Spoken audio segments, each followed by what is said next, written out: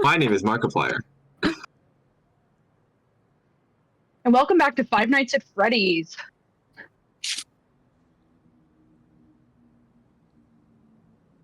I kind of don't want to anymore after that.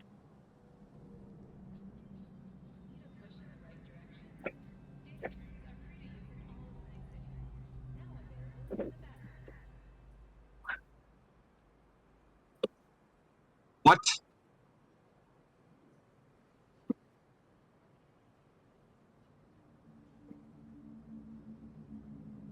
Damn.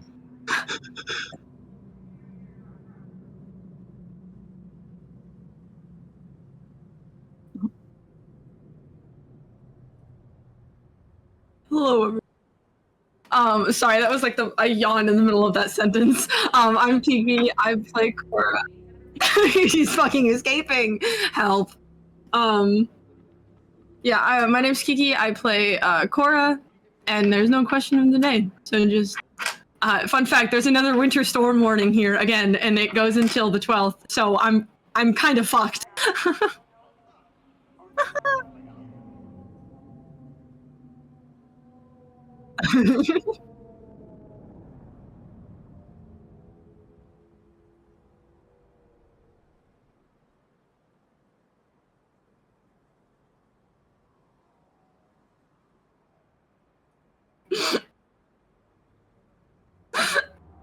Why me first? Because it's No, but hello there is before Zelpa. I already went. Oh, I must have mind blanked that. Hey. Jody, I play Gideon Godbrand.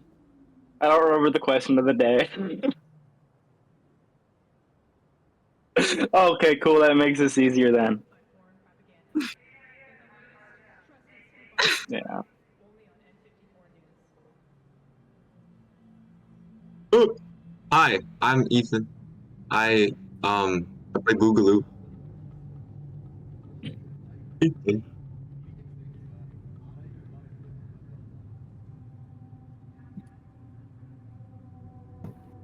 Markiplier lost to time. Markiplier lost media. Markiplier gone. Fuck. Hello, everybody. My name is Markiplier. Now I'm not so funny. And yeah, now I'm so sorry that no one got to hear all of that. Turns out my microphone wasn't on. I should reintroduce myself. I'm Dean. I'm the Dungeon Master. I play everyone else, and I run this shit show. Welcome to the Curse of Winds. We play Dungeons and whatever. Next, Tactical Hell Yowie. Go. Hi, I'm Cece. I play Charpay. My fun fact is I've been trying for many hours today to find fucking Justin.tv archives, and it hasn't fucking worked. I have been on archive.fart.website for like 6 hours today. I don't know why it's called that, and it's not working for me. I'm very sad. Have you considered not going to archive? There are no other websites that do this for me. Have you considered that archive.fart is not gonna have what you're looking for? It has everything except for what I'm looking for. Super Weed Bowl, who are you? Hello, my name is Crime. I play. Ooh. And the answer to the question of the day is, I think the Wildcats are going to win the Super Bowl. Mm. Yeah. Yeah. Should they? No, not at all. But will they? I disagreed with what you said, even though I have no idea what that means. Chat. That's my college football team. What team? Oh, you know that I don't. What fucking What the team? fuck do you know that I don't? There's a bee. Who are you? There's a bee. There's a bee. Who are you? And who are you? Hi, I'm Ines. I play Beelzebub. B. Cammy. The Oscar goes to Ines. Oh, there is indeed a bee. Well, do we want a recap or are we ready to jump into things? Probably a recap. This is a thing that we do. That's very true. What?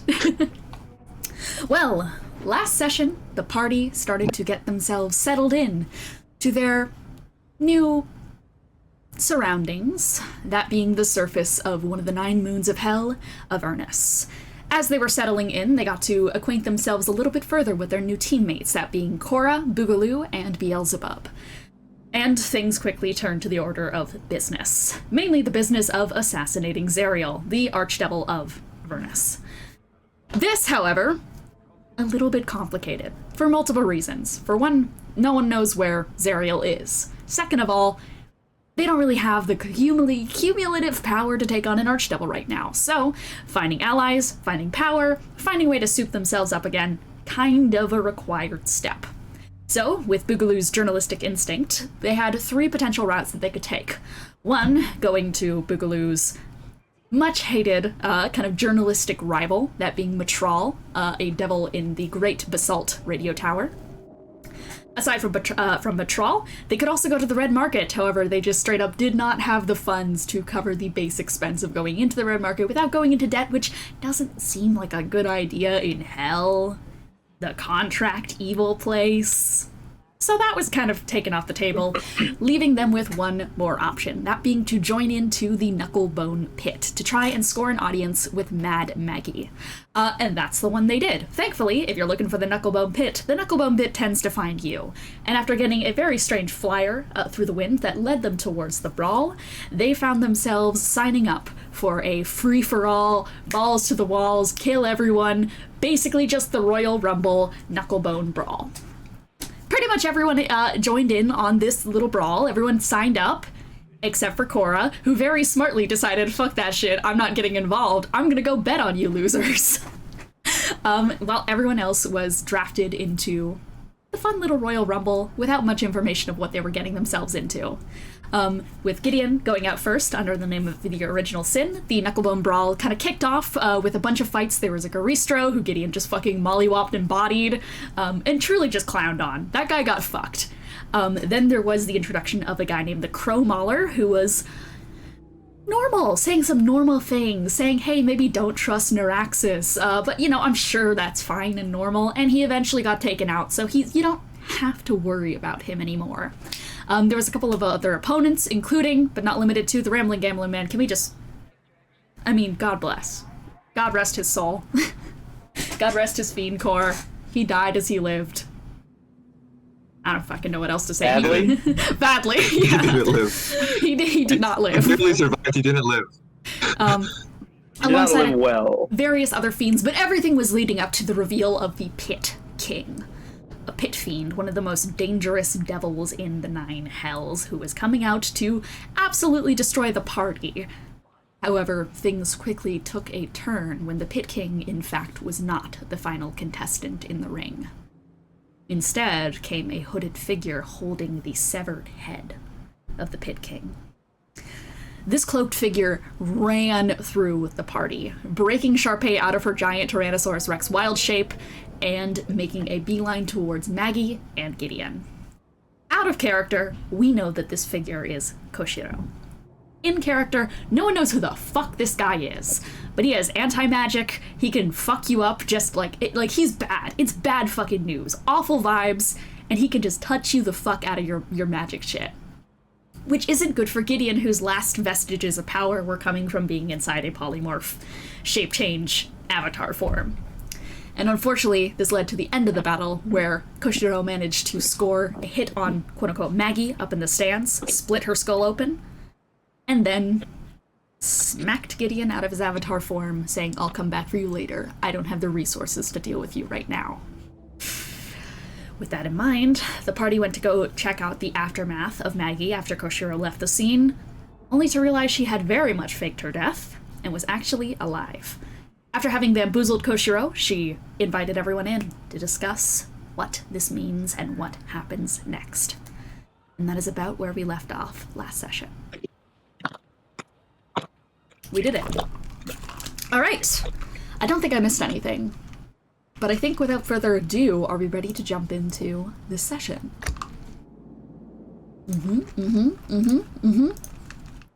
Well, too bad. We're never playing. No. Let's jump into session 203, shall we? So, Maggie's office is a harem-scarum affair. As to be expected by a woman who runs such a garish event as the Knucklebone Pit Brawls, the closest someone could approximate it to would be a hunter's trophy room.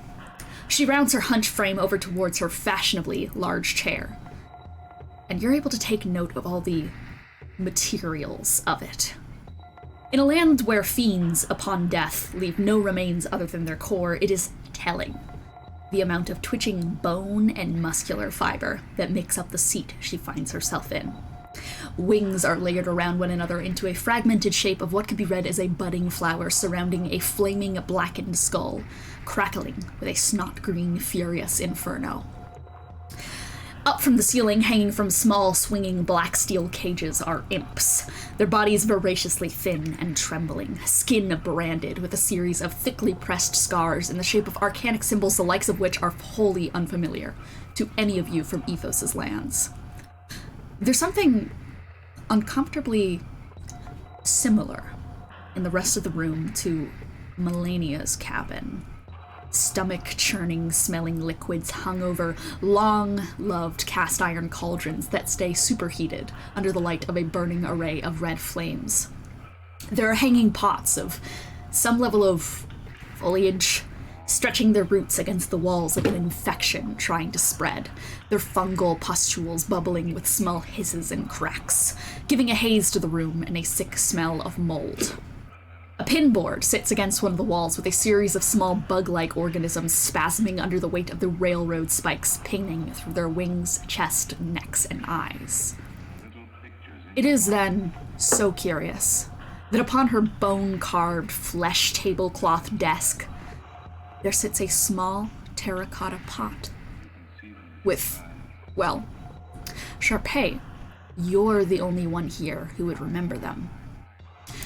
A pair of blooming lilies. Their kind of gently folded petals are stretching up from a long branch that droops them down in a way that makes you think a tiny fairy would adore to use one as a hat. Its stamen lets out a small ambient wind of glowing spores, and the tips of each petals give off a bioluminescent shimmering evocative of a star in the night sky. They're nightglow lilies. You collected them when you were making the cure to early-stage Penethra. You're not the only one who started staring at them, as Melania's eyebrows are also furrowing in knitted and fussy confusion. Well then, original sin. Despite the interruption, a win's a win. Not the first time we've had an outside force crash this party. Not that you'd know, eh, mortal? She gives you this, like, very sunken-eyed look of kind of a grin stretched across her awful Cheshire features. Anyways, you were gonna say? Yes. I was gonna say, I do appreciate the payment. Though, I was also going to maybe mention an alternative form. She has reached under her desk at this point and has pulled out a leather stitchwork pouch with an eyeball on it, with about 30 soul coins on the inside that she's opened up. And for reference, all of you fiends, that is a shitload of money. And she— You're going to refuse them. Well, Not refuse necessarily. Oh. When me and my allies arrived here in the house, we found ourselves lessened significantly by our journey for one reason or another. And, well, it seems like, as far as we can tell, the best way of replenishing our strength would be the consumption of cores.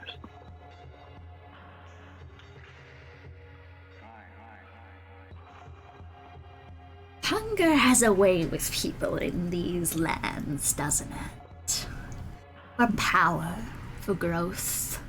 She draws back the pouch of soul coins for a second.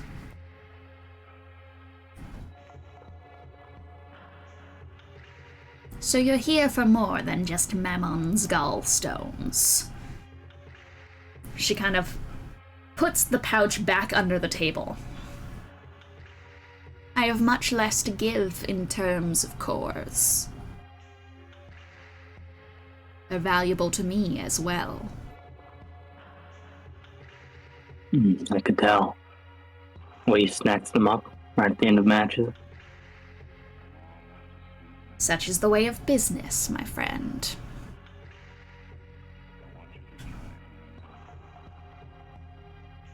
It would be a worse deal for you if I offer one of my cores as opposed to your payment. But those are my two offers. That's certainly Gideon, forthcoming of you. Just so you know, Gideon, these soul coins are made of fiend coins. If you're interested in just eating them.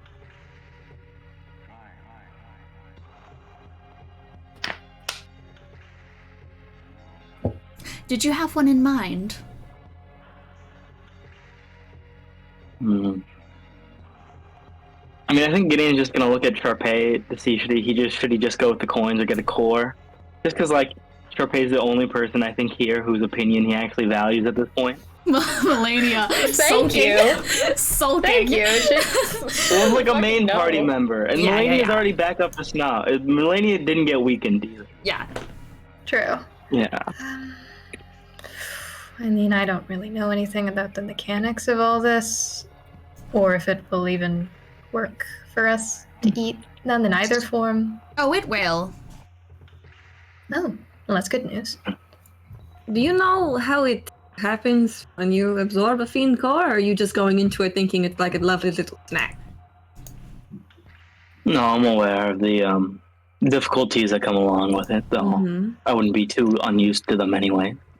Yes, well, you do know that it also comes with the side effect of, fiend always having a chance to, beat you out. Oh, I'm not concerned about that at all. Wanna try? Well, seeing as you're only currently offering one core, and I have at least one other companion I'd like to help empower, I think I'll take the coin. Good call. For multiple reasons. You've got a pretty form to you, elf boy. Wouldn't want it ruined. And she slowly slides across the coins. What's in it for you, I don't Meg? suppose you'd... Sorry. She raises her eyebrow Look. at you, Boo. By what do you mean, my friend? A lot of coins you're giving out. To give it out so brazenly to someone who just won your competition. To be mad. It's a simple affair. They get me wins. They get me more eyes. They get me more competitors. They get me more allies. And This there's is no a- strings attached. Oh, we'll get to strings in but a moment. No, I think we're gonna get the strings now, before he accepts your payment. The payment We're gonna be part of your comes- gang. We want payment, we want benefits. Well, I think the payment was part of the game contract, not as part of working. She nods at Korah, Yeah. like this isn't like a strings attached thing. This is she legitimately think- runs the competition. I think the It payment is also will- a pay to enter thing that you guys wouldn't know, but Korah betting was also a minimum entry, is that there is gambling involved in this ring.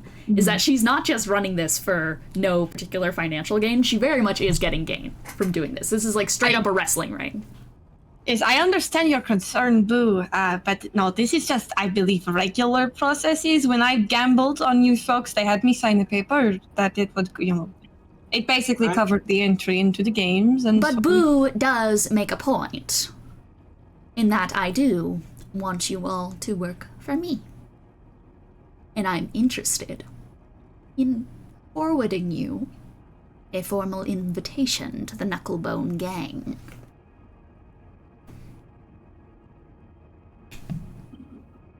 Seems a bit unclear what that would entail, though. Well, then let's start with introductions, shall we? What are your names?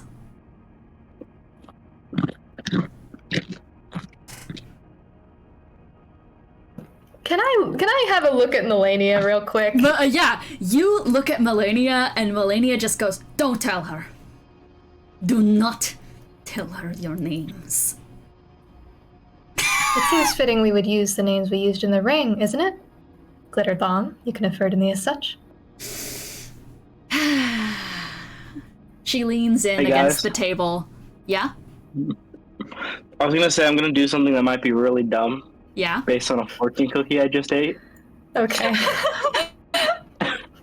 What do you mean? As, you know, because fortune cookies have the fortunes, and then the fortunes say things on them. What is the fortune? Is it reversed? Okay. No, I can read it. Okay. Gamble and win. We already did that. We already gambled and won. Yeah, but it's telling me to do it now. Yeah, Melania just goes, "Do not tell her." Darling, this infighting is why us lost witches can never establish a coven. You're a hag! And you're covenless. If I had to guess, I'd say outcast. What was it they didn't like? The nosy head of yours? Or did your leaves read you as a sorcerer of the wrong bloodline? You might not call yourself one, but an outcast witch is a hag, no matter how close to the rules you stay. Well, you're trying to establish a name bond that's not exactly beating the hag allegations. It's not a bond here, sweetheart. It's a pact. You want information out of me. And quite frankly, you're all too weak to bargain for it. And I'm not here to give handouts to people who could lead the flame closer to me in their blind marches to oblivion, but I want to work with you because I smell your ambition. I smell your former strength. Hence, you work for me. Until Zariel is dead and buried, I hereby establish your fiend cores belong to me. Upon your defeat in combat, they will return to my core bag and utilized as I see fit. Mortals upon death will be utilized as homunculus vassals to continue their work in the Knucklebone Pit, and while alive, you are bound to reveal no information of my whereabouts, plans, associates, or any information regarding my nature to anyone.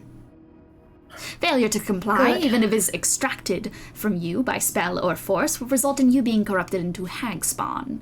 You will have access to my physical aid and resources under this pack alongside coven boons. If you agree to the terms of this pack, then state your name as you identify with. Easy as that. I think you're forgetting you need us as much as we need you. Really? Why? You haven't forgotten, have you? That near immortal rule-breaking monster that's after your head? You can't do anything on your own. You need us. Last time I checked, they were after you as well. At least this one. I'm very much alive, and you very much had to use a decoy. Yes, but they did choose to prioritize you. They did. And now I'm dead.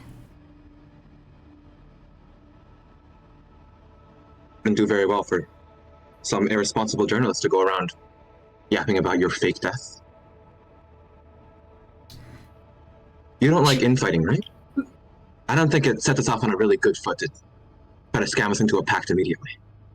Scam you into a pact? I am making an allyship. A pact, yes, but one beneficial to the both of us. There are no restrictions on what you do this pact is in perpetuity? No, she did say until Zariel is dead. Okay. Yeah, I didn't hear that. Out of character, I didn't hear. Out of character. Yeah, no, you're good. I'm going to be honest with you, mortals in here and also Google. In terms of things, this is probably a very generous fiend pact. You know, my employment is predicated on a lot of other shit stuff. So I don't know how you would get my fiend core when it's already in the possession of somebody else. I don't trust her. Yeah. She's a hag. She's going to take advantage of us somehow. I feel like you should stop slinging that word around. Hag makes it sound like, I don't know, the way you she's say literally hag. a hag. No, I know, but the way you say hag makes it sound like a slur. It has different. Okay, you know what? No, time out. They do not have slurs in hell. That is not a thing. Demons are not. Devils are not. I refuse to believe makes it devils sound have like an concepts of insult. slurs in hell. Yeah, there are no slurs in Makes hell. it sound like an insult. Insult's a better word here. That is a good timeout. Good call there. No slurs in hell. No slurs in makes it sound like an insult. Can I just That's ask? right. Well, hag has Insult different to our intelligence, connotations you on tried the to do that material to us plane. immediately. Talk it with. Tony? I didn't hear any of that. Yeah. Hag has different implications on the material plane. That's what Gideon said. In the Feywilds. Melania clarifies. Okay, so Okay. how's it It's come not from? great in the material either. My apology. Can I just ask a question about some of the technicalities here, just to make sure I understand? Of course you can. All right. So the part of the pact that involves being unable to reveal any of your information, that sounds honestly ideal. That none of us are able to blabbermouth. Is it a physical sensation if we were going to accidentally reveal your information, or no? Is it just that it would have consequences? It is a physical manifestation. There will be warning signs. Any attempt to extract information from your mind that I deem unfit will come with sensation. Excellent. Okay, I think that's great. And of course, I suppose the question is, if we come into contact with that magicless individual again, would the pact disconnect? I know little of what his power set currently includes. I can't rule anything in or out. Understood. And the final thing you said about hag spawn, would that still work with me, considering It would accelerate your process. all right. I'm not sure if I was already under a different domain or anything like that, just as long as it's agreeable for you. It is. All right. I have a question. She looks at you. Out of character. No, I'm asking you, the DM. Oh, yes, hi. Yeah, I have a question, which is, I kind of want to do a, I'm thinking about what she said, and I kind of want to try to do an Arcana check, maybe, because you're talking about the cores. You're saying, oh, the cores would be a worse deal. And I don't know if that's you, the DM, saying that, or because if it is, that makes sense. But if it's the character, I feel like she's just fucking lying. So I kind of want to do an Arcana check specifically on, like, the Kintsugi core of the crow. Like, straight up, just be like, do I think this would be a worthwhile trade, especially with all the information they seem to have?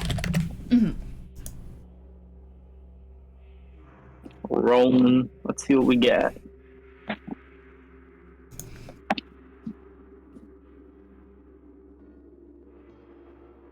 That's 22 on Arcana. 22. With guidance? So the thing, with guidance. 24. 24? Okay, sorry. Yeah. So with a 24, the thing is that the Crow Mauler is definitely not at the... It would give you benefits in the short term. Okay, so the major thing is that this is not strong enough of a fiend core to, say, level you up directly on its own. This is very much just like, it would get you part of the way there, but it alone does not have that potency towards it.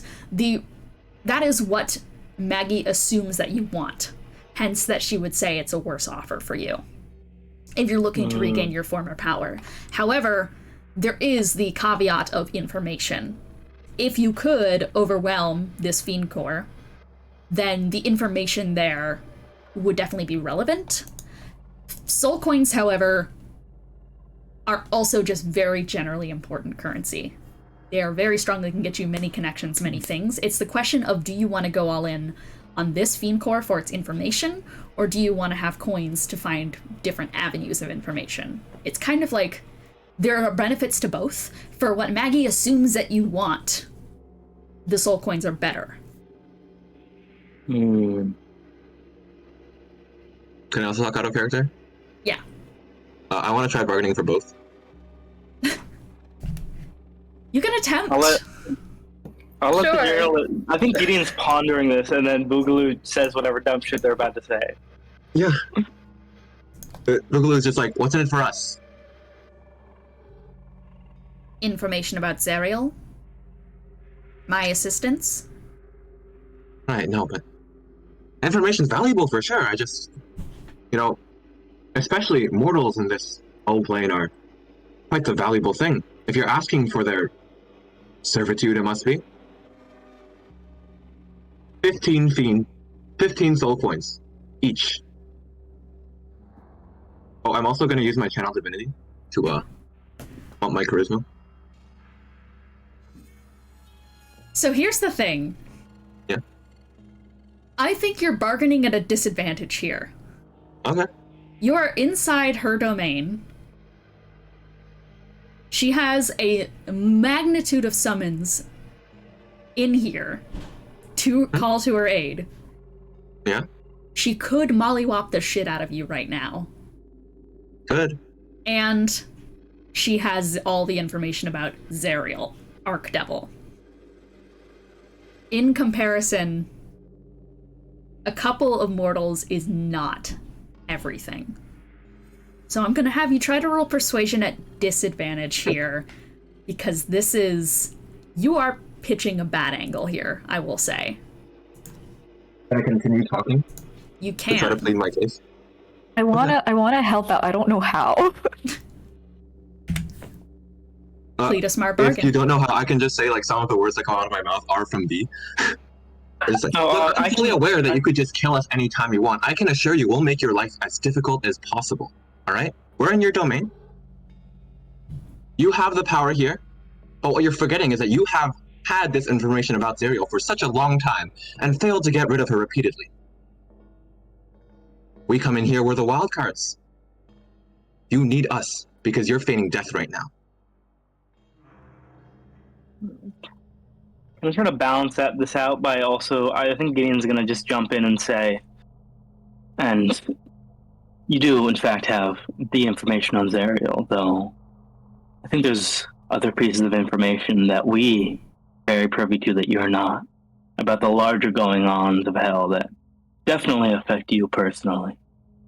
Do you forget we're traveling with a Leviathan? That's not what I meant. That too, though. Alright, then roll it neutral, because I think that is definitely enough to give a good counter bargain. Alright, awesome. That is a, okay. 30-21. You can also guidance yourself. Am I allowed to? Yeah. Okay. Yeah. And yeah, that is a 24.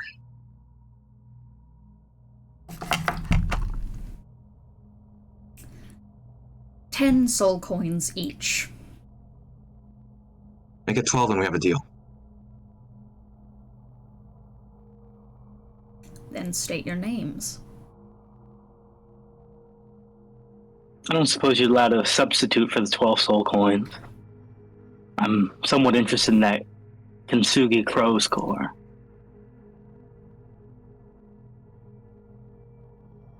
It about balances out. You can have the core.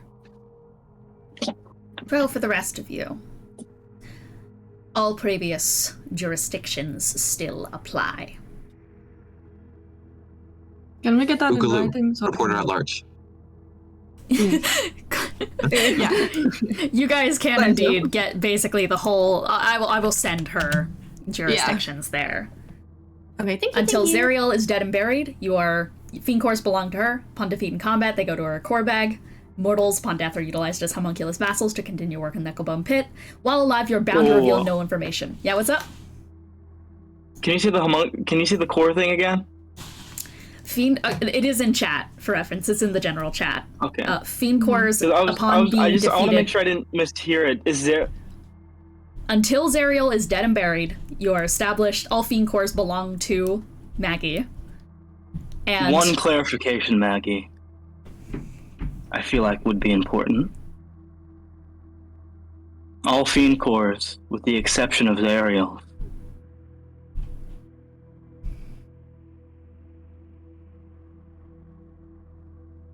here's where we enter. I mean, I assumed you thought we'd.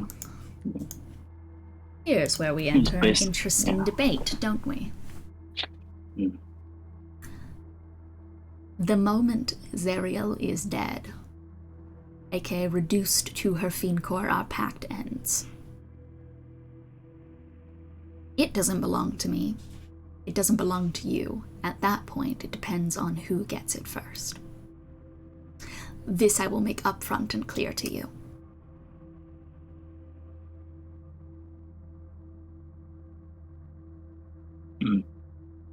And any fiend cores we find along the way? Yours. Alright. I just wanted to clarify that, just because based on the wording, it could be taken that, any fiend cores we just find. Any fiend cores in the pact. Nice. In the pact. So anyone who has said their name. And then, so there's that. All mortals will be, upon death, utilized as homunculus vassals to continue their work in the Knucklebone Pit. While alive, you're bound to reveal no information about whereabouts, plans, associations, or any information regarding your nature to anyone. Failure to comply, even if it's extracted to you by spell or force, will result in being corrupted into hag spawn. Access to physical aid, resources, alongside coven boons. Yeah. This overwrites the Fiend Core thing overwrites the one that I already have, right? So No, Fiend Core because will go you're to her. from... yes, while in Avernus, it will go to her. Okay. Because your I was devils like, actually if don't I die, have... I'm gone. Your devils don't have Fiend Core jurisdiction in Avernus, is the big thing. Yeah. Due to the embargo. Mm-hmm. Yeah. Korah or... back. Okay. So that's Boogaloo, Korah Ortah, Sure, they will sign. Charpay Ashes. You don't sign, you say your name, because she's a hag. Oh. She Charpay states your name. Nereid-Ashes. Nereid-Ashes. Can I Bye. character roll for this? I don't know. I'm concerned. I don't like it. It's not great, but it's hell. This is probably what every single person we were going to ally with was going to do in some way or shape or form, just out of character. Beelzebub, Out of character, I don't know enough. In character, I probably do. I don't know what to do. This is, I will say for your character, this is a shockingly tame pact. Okay. Beelzebub. It's the thing about hags is that they always make deals that where they view they come out on top, and what's happening here is that we're doing all the work on Zeriel. Yeah. Yeah, and if we die or try to say anything, we get zooped to her or turned into little creakers that are also hers. Yeah. So she is not actively controlling your actions either way, because there's no jurisdiction. It's tame, but there's no risk for her. Exactly.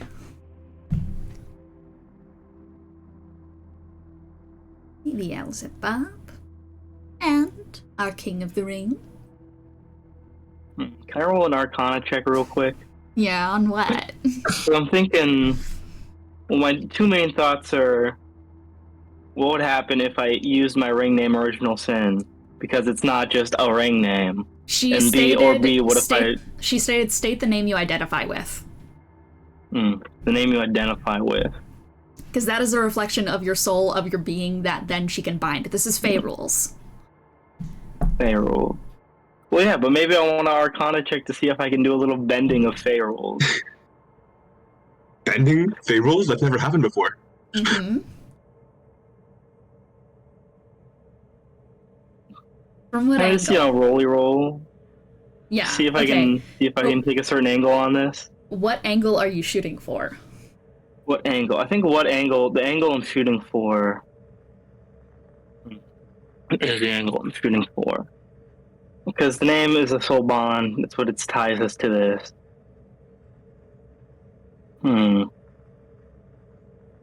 guess using seeing if I can think of a way to, with just going with a name that I can technically ante up, but may not necessarily be me. Has to be the name your soul identifies with. That you is your being. That makes sense. Yeah. Okay. Yeah. Okay. That makes sense. I mean, I'm just gonna look at Melania, see if she has see what's going on with her faith. She thinks you're all fucking insane. That's very clearly written on her face. She is just shaking her head. Nope. Nope.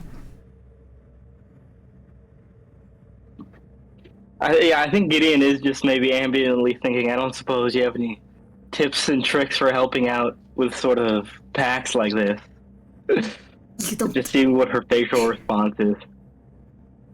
You don't do it. You don't. I mean, Right. at its surface, it seems like as long as we don't die or say anything about her, we should be fine. I don't... On the surface, but Yeah. hags are always trying to get their forms of a coven, dark covens.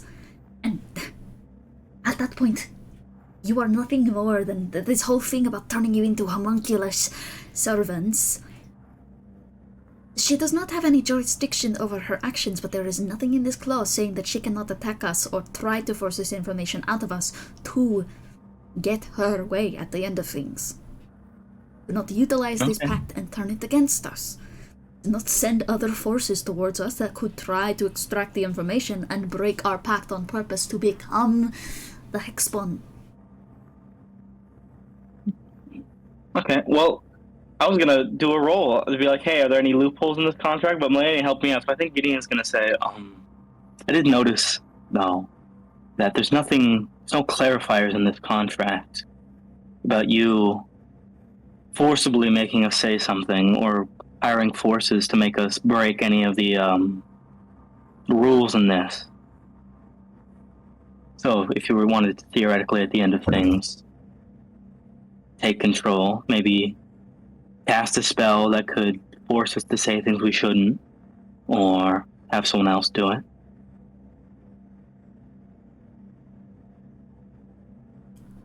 Little witch, you're a telepath, aren't you? I want you to look as deeply as you can when I say these words.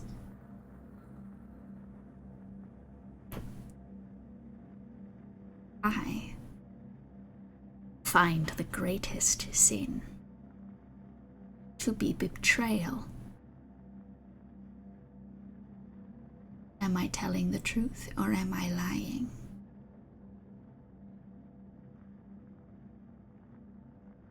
You're telling the truth.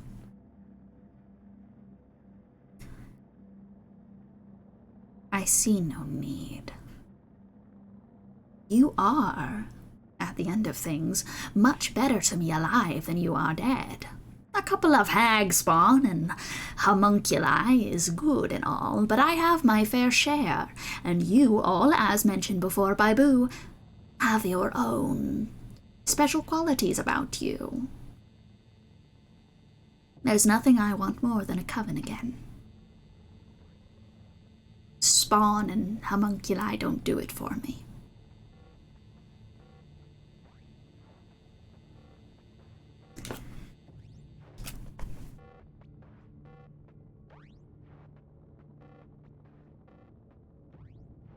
Do you require it in the pact? As long as it occurs, I will not send any further knucklebone forces towards you. No spells from my side will impact your mind, lest it is to protect you. No, it doesn't hurt. Then so it is.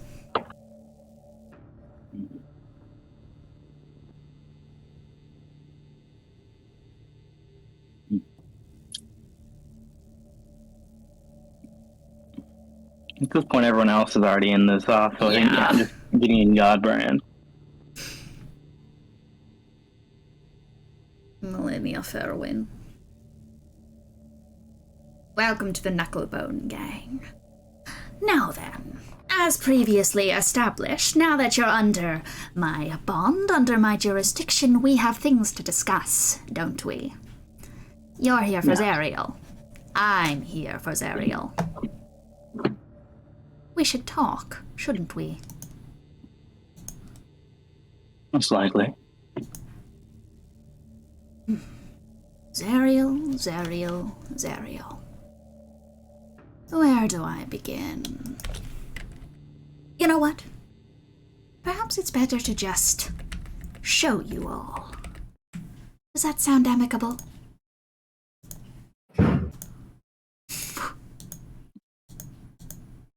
How do you plan on showing us? She is going to reach towards the little night glow lily on the desk. And begins to wreath her hand around it.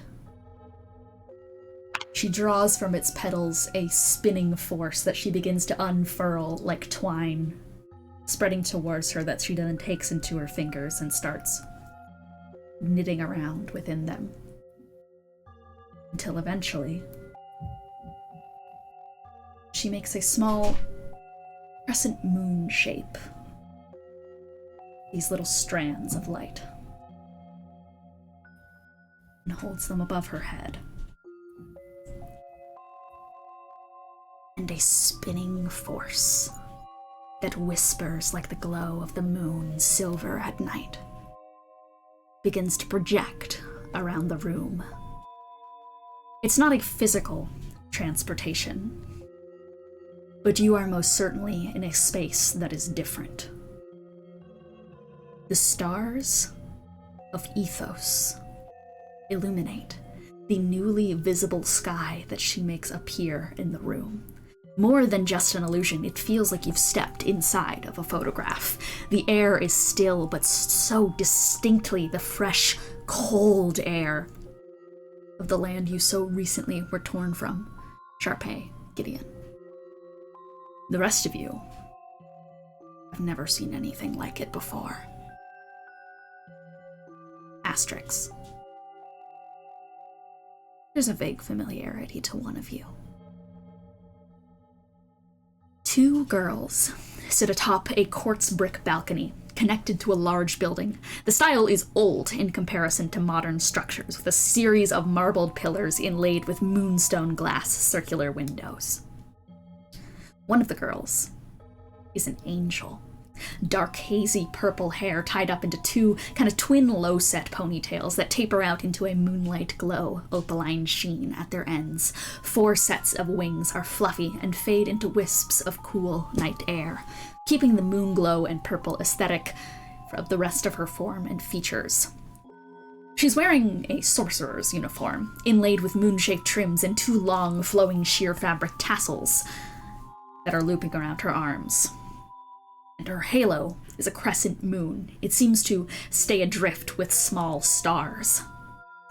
Next to her is a shorter changeling girl with blanched white skin and matching hair, and a silver crown kind of sitting floating at the back of her, and then looping upwards to mimic small horns at the front. Maggie and the rest of you are all still visible. She points towards the 2, specifically at the angel. Believe it or not, that was Ariel. An angel. Just physically, though. She was certainly a hothead in personality, and by the gods, she was one talented sorcerer. We both were. She kneels next towards the changeling and tilts her like old withered head next to it, and you see the vague similarity. We were recruited by a sorcerer's group called the Moonlight Sorcerers.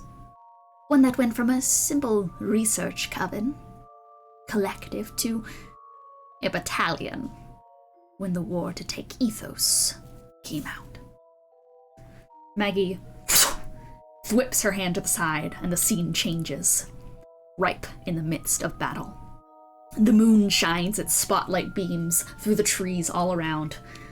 Bodies of egregiously young, robe-clad sorcerers lay eye-opened in the underbrush of Yashandale's jungles. The changeling has aged perhaps a handful of years, far too few to be fighting this close to the front lines. Her arms are extended out with a great glyph in front of her to push out force. A blasphemous rush of magic, so foreign to your eyes that all you can make out is a blur of twisting light. You watch the way a perfect circle is punctured through trees with every extended light beam. But that blast lacks what the other two make up for. It pushes aside the battlefield with its sheer, overwhelming force and size. Tusks the size of trees are dwarfed by a trunk near double their breadth. An opalescent glow draws the entire enemy force into a fairy fire snare, a war Hollyphant, decorated in a protective helmet and a long set of talismans affixed to armored backs, leaving enough room for its brilliant wings to stretch out and frame the image of young Zariel atop it.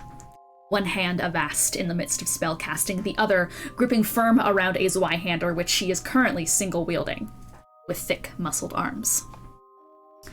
At the tip of the trunk of this grand mastodon is a shockingly much less garish form in comparison to the other two.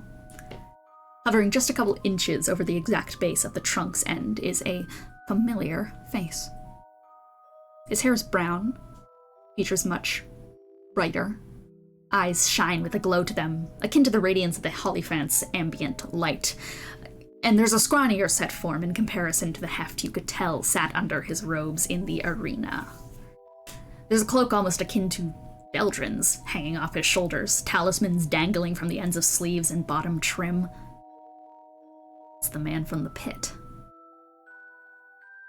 Zariel worked closely with the founder of our school, the father of a new type of sorcery, lunamancy.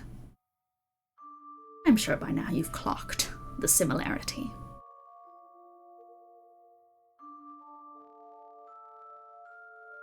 She just kind of sits there and reminisces for a moment. The similarities are certainly there. Though I suppose it also raises the question of what turned him from that to this. Koshiro Mizuki was a kind and brilliant man. Until he was captured. We were left leaderless for a number of years during the war. He was captured quite early on, and we were left to fend for ourselves. We turned to Zariel. She was the strongest besides him, after all, but the more she studied, the more she picked up Koshiro's pieces, the more paranoid and distant we grew. And things got worse when the attacks began. 8 of them. Each of our outposts attacked one by one. Our request to aid fell deaf on everyone's ears at the time. It was as if we were being forgotten in real time. The only one who seemed to try and remember our existence was Veldrin Voller. But even then, he was too late. So much for being a master of time. I was involved in the last attack, as was Zariel. It happened too quickly for any of us to realize what was happening. The moon, it all went red. All of us were gone. I don't know what happened to him during his kidnapping, but the last thing I saw that night was my teacher's eyes. Dead. And then we woke up here. Sent to hell, stranded on Avernus. Given our sorceress origin, we were power spots for devils, and as it turns out, we were drawing power from their origin, the moons. So we were quite the treat. We were hunted, any of us with a different scent, a purge, led by the archdevil Koshishi. Those of us not killed were sent to eternal torture in the lower levels and used as batteries. At the end of it all, it was just us. We survived the only way we knew how, me and Zariel. We joined the purge, fed on the scraps of fiend cores, ate our siblings in sorcerer's arms. By the time we were done, we were as good as fiends, but we were strong, knowledgeable. This was the power that could end the war, pure, unfettered lunamancy, Pandora's force harnessed. Take back the land for the Lunamancers, purge hell of its corruption, get revenge for our siblings. That was our idea. So we plotted a scheme, strong as we were, to overthrow Koshishki and bring the knowledge of the Hells back to Ethos. But it was as his fiend core lay bare in front of us that Zariel broke what remained of my mortal heart. Hell, the scum and villainy of mortals, and lunamancy, the darkness in our hearts which must be purged. For a just world. No more fiends, no more devils, no more sorcerers, back to zero. A new world. She didn't care who was mortal or who was devil. Fienddom runs in mortal blood too, all to be purged. Her eyes died the same as he did that day, and I hardly escaped with my life. Fiends, mortals, they're all the same beast to her, corrupted by Pandora, seething with imperfection. That was what we had fought against back in the war. The idea that all must be purged besides a worthy few reborn in one image. I've changed since the young betrayed girl I once was, heartbroken and lovesick. Hell's Purge means little to me anymore. I've actually grown fond of this place. I'm a fiend now, a devil. But as someone of both worlds, I take great offense to Zariel's betrayal of both Hell and Ethos. She cups her hand over the Moonglow Lily. And the scene stretches back to her office.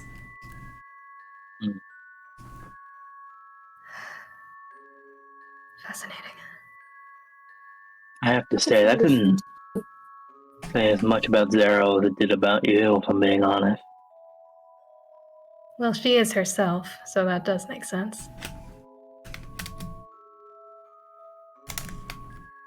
She very clearly has a, kind of subdued expression of, I don't want to get too deep into who Zariel was as a person because that woman is dead. Yeah. Well, the backstory was Zariel's backstory was certainly interesting. I'm not entirely sure how it helps with our future plans. Well, she's an angel. Do those still exist in your time? Well, Tangentially. slightly different. Archfiend or not, she's still an angel in there, so she's got a halo. Break an angel's halo, and it's not a fun time for them. The only problem is we have no clue where it is. It's not with her anymore. Do you have any leads on other people who might know where it is, barring Zariel herself? Unfortunately, I do.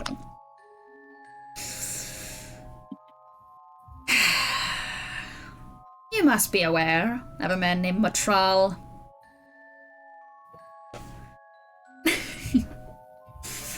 That lemure-brained squidge is our ticket.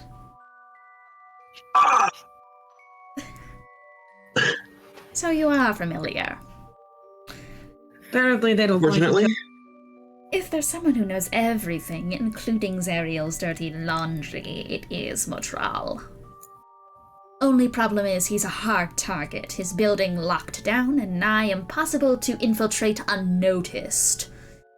And that's all not to mention the fact that the records are stored in his fiend core, not some underground system of files. And let's just say this is not a sneak-in operation and steal a couple of documents and leave. It's a he needs to be dead or tortured.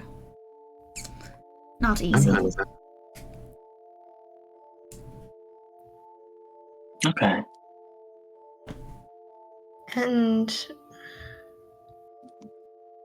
And for why I bring up her backstory, I feel it pertinent to mention her motives. Given that she is making her moves again. Her Hell Riders have become more prevalent. She's placed an embargo on Avernus. reinstated her political protection. She gave herself a consort again before arresting him so no one can reach him. She has loyalists convinced that she's going to make a move for the betterment of Avernus, but she hates Avernus. She hates hell, hates fiends.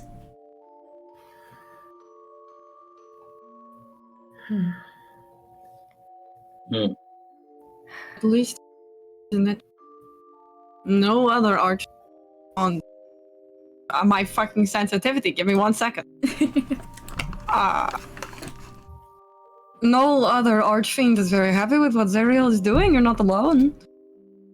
But, you know, embargo means I can't get any contact. Is Zerial withdrawing her troops? Zerial is from the border. I think Gideon just has this thought for, Melania to pick up of maybe she knows Genesis is coming and is weakening the border so he has an easier time getting in. Charpay's gonna say that out loud. Melania's like, is she? No.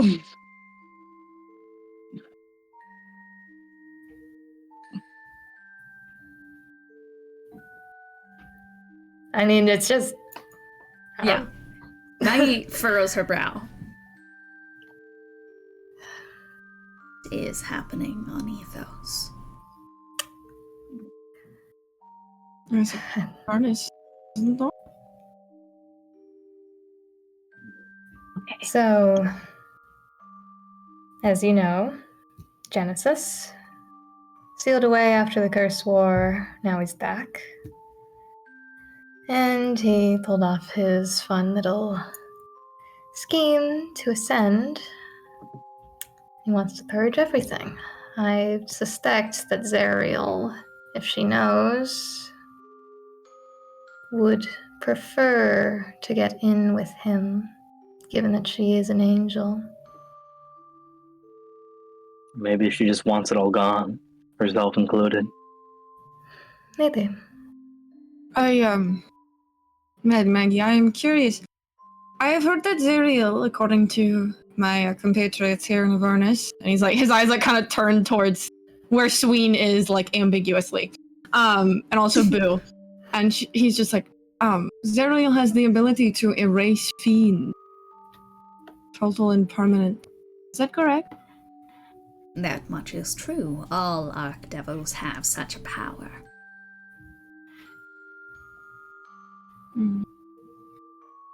It's not something that's often touted. They don't necessarily. So, that's one thing I need to remember, and the other fiends here. There's no fiend core to return to you if she gets rid of it entirely. That much is true. Do you know how she does it? Power of the Archfiends. No specific weapon, no specific method. She just does it. Well, she kills people with giant flaming swords, if that's what you're asking. Yes, well, I didn't know if there was a specific way that she did it But that I could look out for. I'm not aware if it's connected to Archdevil's weapons or if that's just part of who they are and what they can do. I'm no Archdevil, and they keep those powers close to their chest. One would think that someone who's touting the symbols of their own Archdevil all over their body would know more than me. I don't know anything about Zerial. I know everything about Belial. I know nothing about her. Or any other Arc. I think Sween, from the side, will just, chime up and will just go yeah, well, she, did fight with those big swords. Packed quite a punch. Don't know if I felt any soul stealing from them, though. Okay. Well, it's just, the whole executioners thing that Belial and Fiona have. They have this whole system, so it's not like I punch you and you die forever. So I didn't know she had this. On the topic of killing fiends, there's another thing we have to consider. Is Koshiro working against Zerial or with Zerial? And where he plays into this? That's what I was going to ask. That's assuming he's... Oh, go ahead.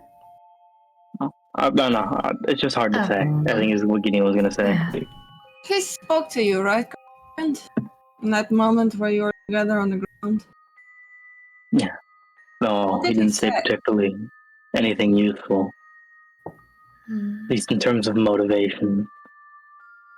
Why didn't he? Go ahead. Seems more focused on killing Mad Maggie. Seemed to be the priority for today. I suppose the question here is he targeting you because of the fiend Ness or because of your shared history? If I had to guess, I'd say shared history. Interesting. Begs the question as to why he was targeting you.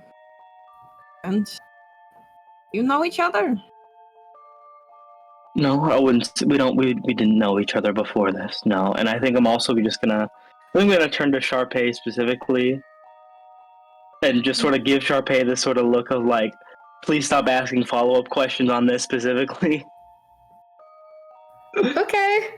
I'm not sure if the question I'm about to ask counts under that, so I apologize.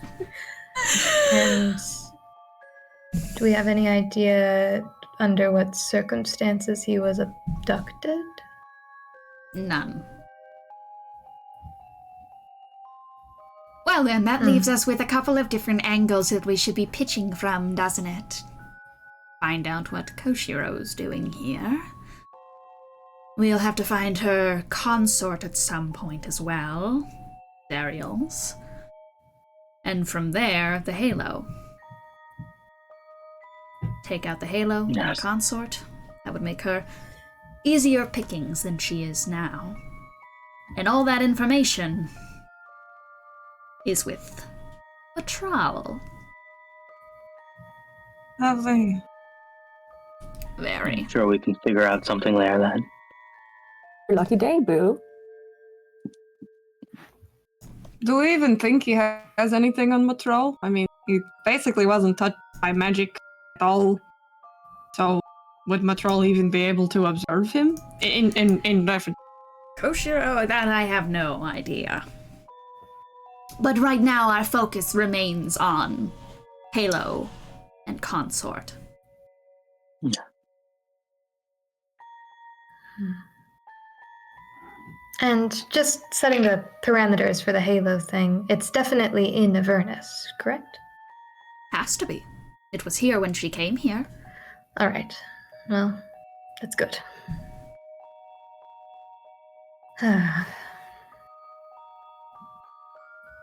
Everyone's done. I have one last thing to ask. You know much about the Cursed One? Mysterious figure. Tends to pop up here and there. I've had about one conversation with him in my life, and he's an interesting sort. That's one way to describe it. He was right. Genesis? We all dismissed him as a bad kook, but he was right. Most of us did, my friend. Most of us did.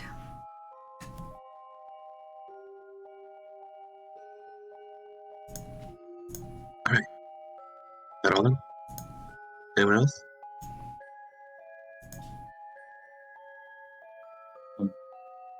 I think we have a destination, we have a goal in mind, and we have ideas for how to get to it. Yes. Unless anyone else had anything to say. If you're going after Matrol right away, I need to reinforce and say he is a hard target. I could provide you the funds to arm yourselves further in the red market, if that's something you'd be interested in, though that gives you more time to be spotted by his watchful gaze. And he may know you're coming after him. Give him more time to prepare, so it's up to you if you want the element of surprise. Or you could go to the fur ball in the markets for assistance.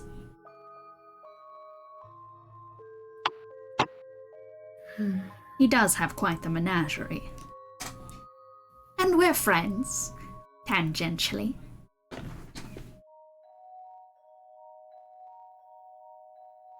As much as a benefit of surprise would be, I don't know if we necessarily have the strength right now to capitalize on it. So Gideon just sort of looks over the group, see what they have to say. It's true. Boo, would you know anything about Natral's, I guess anything further regarding his abilities and ability to kick our ass?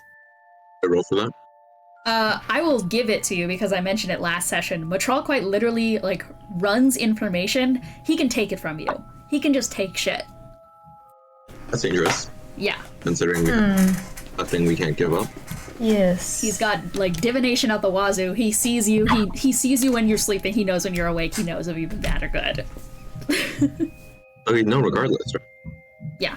And he has a way with words, I'll say.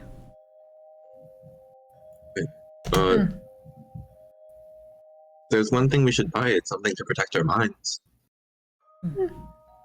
You can only go so long before you're spotted by him.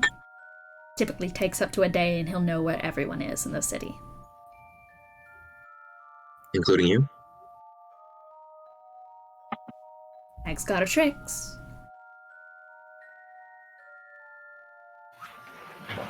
Which alliance? If you can find any way to prevent, like, powerful divination magic? She will... I mean, at this level, non-detection would probably be helpful. I was gonna say, she is going to offer up non-detection. It is for 8 hours. So I think she'll just go, I could buy you a little bit more time. And we'll offer a non-detection, little pat on the head for everyone.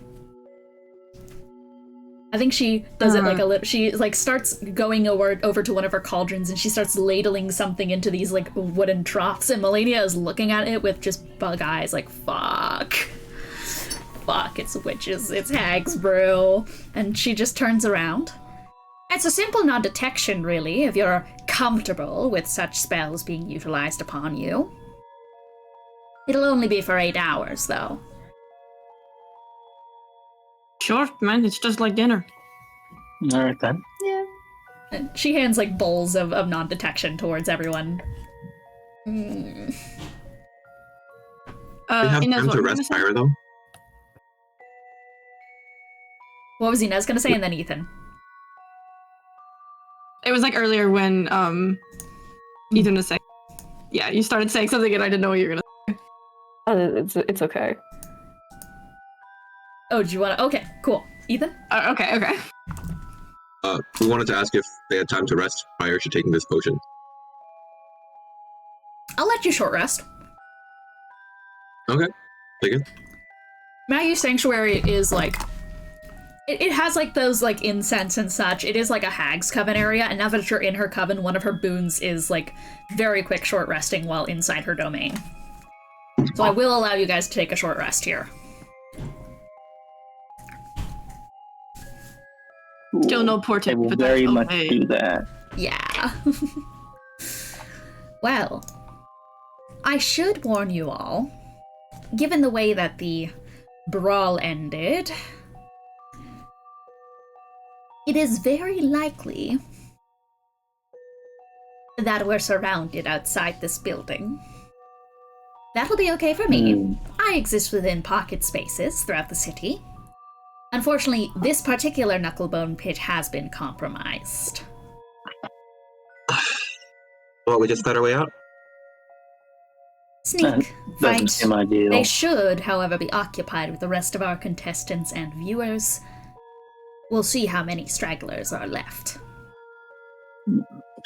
Fighting our way out and then going directly to something else does not seem like the best. Well, if I'll give you something, there is Red Market graffiti. Just take a single left out of the building.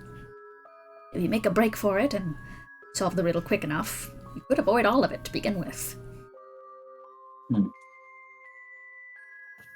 That's good to know. just can't get over the riddle. It's so whimsical. I love it. You find your minor delights here. Minor delights, like this fucking potion. Heck, potion. The lady is just like grumbling as she's drinking it. It tasted pretty good. And it doesn't have access to fresh mint in here. Oh no, that's not mint. That's quasit gland. Has the same purpose. Oh, you use quasit for this. I might have to ask you for your... Yeah. Mm-hmm. Very Quasit nice. gland. Hey, before we go, does anyone need healing? Oh yes, I need so much healing after all that fighting and gambling. No, I'm good, personally. Let's go. As for Sween, you should stay here for the time being. He's a bit of a... We'll find out what to do with you. Sween's just, alright, won't say no to a free roof over my head. Just kind of that ordeal. Yeah. Really, really quick before we leave, can Charpay talk to, like, if they're like going just slightly over here, can I talk to Mad Maggie real quick? Yeah. Yeah, just before we go, just I really appreciate your patience and mercy with my compatriots. I don't suppose your feelings were actually hurt, but for whatever it's worth, I think the establishment you run here is phenomenal. Thank you. I do agree with Zariel on one thing. And there's a large asterisk next to it. I want you to understand how large this asterisk is. Pit fiend-sized asterisk. I'm thinking like sun. Do you know? I don't know if that means anything to you. Yes, I know what the sun is. All right. I I've can't lived on remember when it was Ethos. invented. Yeah, it was before Curse War, yeah. She just like gives you this look of, what the fuck? Fiends and mortals cut from a similar cloth. We all have our vices, we just express them quite differently. At least the ones out of Avernus. I can't speak for the other realms. We'll see. She gives a big old toothy grin with way too many teeth. Way too many. It's awful. Just... You take care of my froggy friend. And He's not a frog. He's a frog. For now. As far as anyone is concerned, he's a frog. Ribbit. Yes. I just feel like Sween would give a ribbit. Yeah, that's all she had to say. Alright. I think as they're sort of everyone's like leaving the building, I think Gideon's gonna just sort of approach Melania. I guess just sort of pull out the Kintsugi's fiend core and just say, "You detect any thoughts from this?" She's giving it like a look. I don't... Maybe it might be faint. She holds out her hand for it. I guess I put it in her palm. She like flinches as you put it down. So yucky. I feel the need to mention that Melania straight up just amputated your arm no balls like a couple sessions ago, and she's just getting all icky about pretty much just like a cute little like kintsugi artifact thing. She's just viscerally freaked out by it. She's just... Hello, Mr. Fiend Core.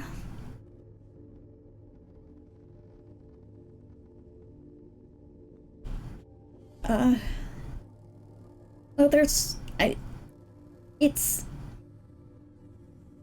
I hear something. It's faint. I could attempt to try to dig a little. It's fine. I'm just... Now that I have the core in my hand, I'm maybe more considering the moral ramifications of consuming these. Well, I'm glad that you're thinking about it now. Is it what she said about the whole gestures at your person?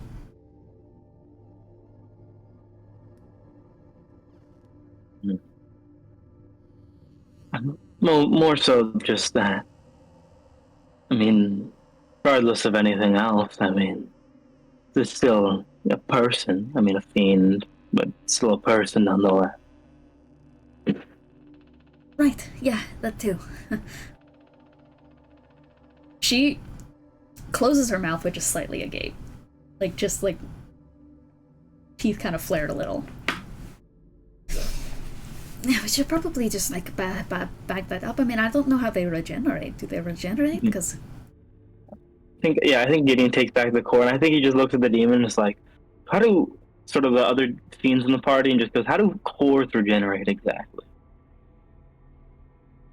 How do they regenerate? With enough time, they grow back.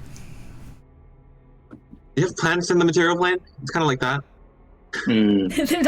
Asterisk, they don't have plants in hell. What are you talking about? Don't say that. I don't you say talking about? It's like, Yeah, they just regenerate. It's very slow. It's very slow. It takes a while. I'd recommend Put them in anything, or... No, you just kind of do it. Oh, you mean to regenerate them? Yeah. Not really, no. There's definitely vats of, liquids you can regenerate quicker in that are available to, luxury fiends and the like that you could theoretically find places for. Actually, you know what? I will give it to Melania, and I do just want to ask. I suppose if you could reach down and just ask. I mean, I don't suppose if you could just sort of ask if he wants to be eaten by me after I won. I don't know how they sort of... I don't really know his general disposition, but... Not a good thing. That they don't like being absorbed. Yeah. I mean, I'd imagine that they probably would like it, but I can look into that for you if maybe it was an honorable duel. Is that the thing that you guys do here? Honorable duels? That word does not sound... He did say he would... He did say he would tell me things if he lost, but he's also sort of an orb right now. There are some, vats of regenerative items for luxury fiends, but I don't know if they have it in Avernus, and I don't know what you qualify as a luxury fiend in Avernus, so I really lost me. Well, they're covered in gold. That's quite luxurious, at least in ethos. I got put in one after I got popped. Once. Because I was in trouble. Yeah, okay. That's all I remember about it. Well, at the very least, I could keep an eye and see if I can reach out while they're regenerating to see if they get a little more coherent. Okay. Alright. Well, I suppose that makes sense. Let me just try one thing first, and I think Gideon just wants to lick the core to see what it tastes like. Yeah, go for it.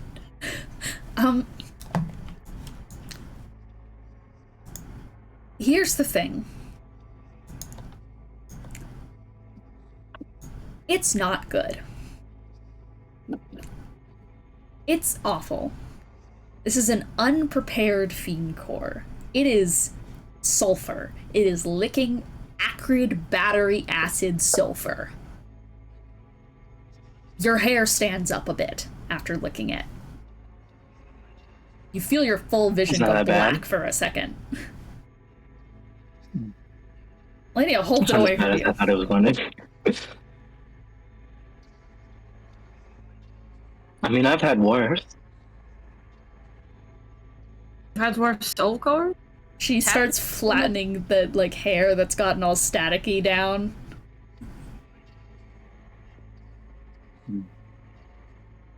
Miss Melania, you might want to keep that in a pouch or something, in case somebody tries to pickpocket. So yeah, no, that's a good idea. I have tons of trinkets and bottles and all the like. I can. Hey, well, you're a, yeah. I got it. You might as well have pockets. If you have the time, I'd recommend at least waiting until our chef is back. Yeah, no, I can't imagine that tasted very well. And I eat rats. All right. Are we all ready to head out then? Let's get out of this. Yeah. Also with the taste of it, I will mention that, like, that strong battery acid shit, like, you felt this is a strong core.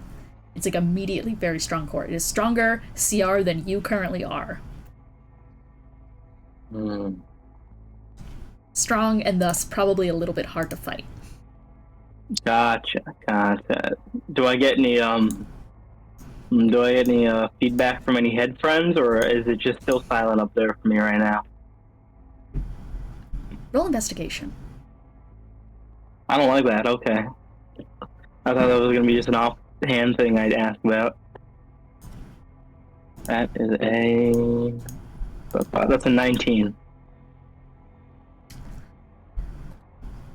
As you are done handing over this fiend core, no longer have anything kind of cramping your hands or anything like that, and everything's kind of out of the way, and as everyone's making their way out of the room, you notice your hand has been ambiently itching away at your stump.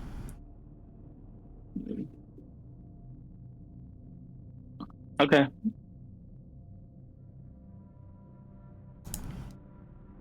Itching what feels like a symbol.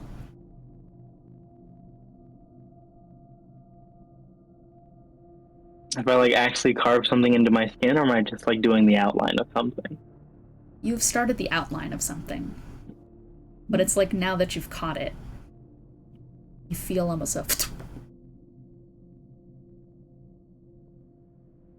Alright, well, I'm sure that means nothing. Let's keep moving. Yippee!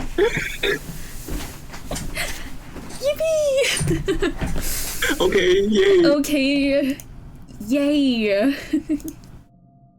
And so, with that, you guys are heading out onto the streets again? Anything you're doing to prepare stepping out? She did mention this place is surrounded. I think Korah is gonna lean over to Beelzebub for a second. Hey, do you think you could stealth a little bit? Again? What? We lost. Doing that. Why the fuck are I you know, telling me to do? Yes, because we currently don't have other and my point is mainly to hide your kids. They're a distraction. Your kids draw one child with me.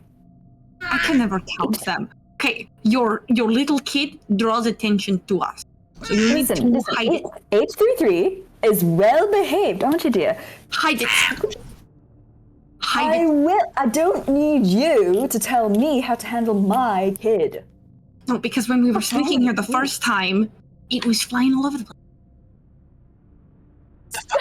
What's wrong with you? You're just so rude. You're bullying my child. It is gnawing at the end of Charpay's dress.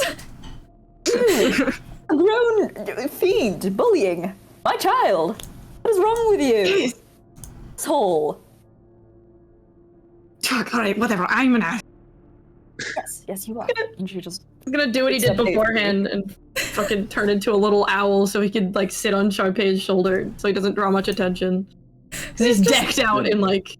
There's just a horrible little awful bee thing that just like has. It's more like if a dinosaur was given a coat of bee paint, and a shitty scrumped dinosaur at that, and it's just gnawing. I made an idea. Could theoretically. I mean, if we're less concerned about stealth, I could theoretically cast Wall of Force and sort of make us a path in the air, sort of down towards the wall. It could help. Can you still cast Wall of Force? Personally, no, but my blade has ate a staff of power some time ago, and it seems like it still has all the power left in it. Your blade ate something? Yes. She does that. Alright. Good for her. She's getting a good meal. Well, that would be amazing if we could just all force. I mean, it's supposed to be down an alleyway, right? If we could just locate ourselves in the alley. So take a turn and then, solve a riddle, so... Could at least buy us some time. Okay. Yeah, I suppose let's see if it's necessary. Right. You guys just stepping out?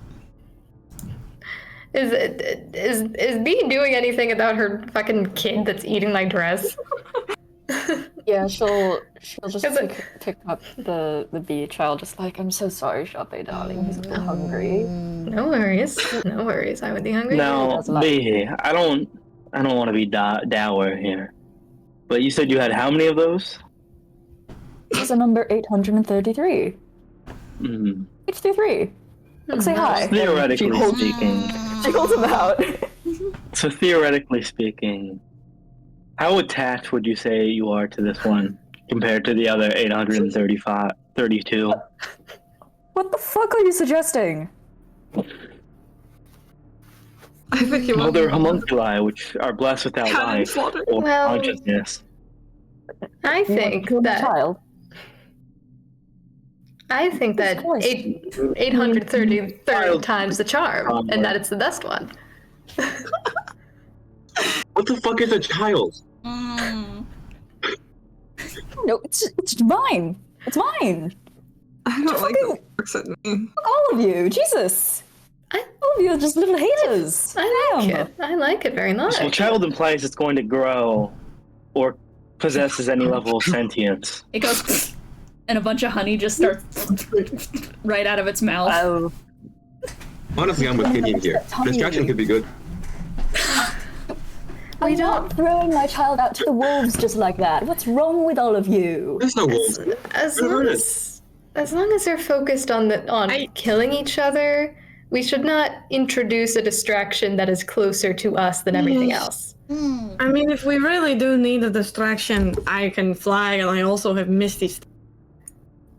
Yes, and you could drop the child somewhere further away from us. No, my friend Gideon. If I drop that child, I will not child, the monster for a fucking week. I will. Oh, yes. I feel the need to say that it. I will eat you, Korah. It does have sentience. I feel the need to say it does have sentience. Not a lot. I mean, a lot. She will eat me if I drop her child, and I'm not gonna take that risk. How? If its only thoughts are honey, honey, honey, honey, mom, mom, mom, mom, mom. Yay.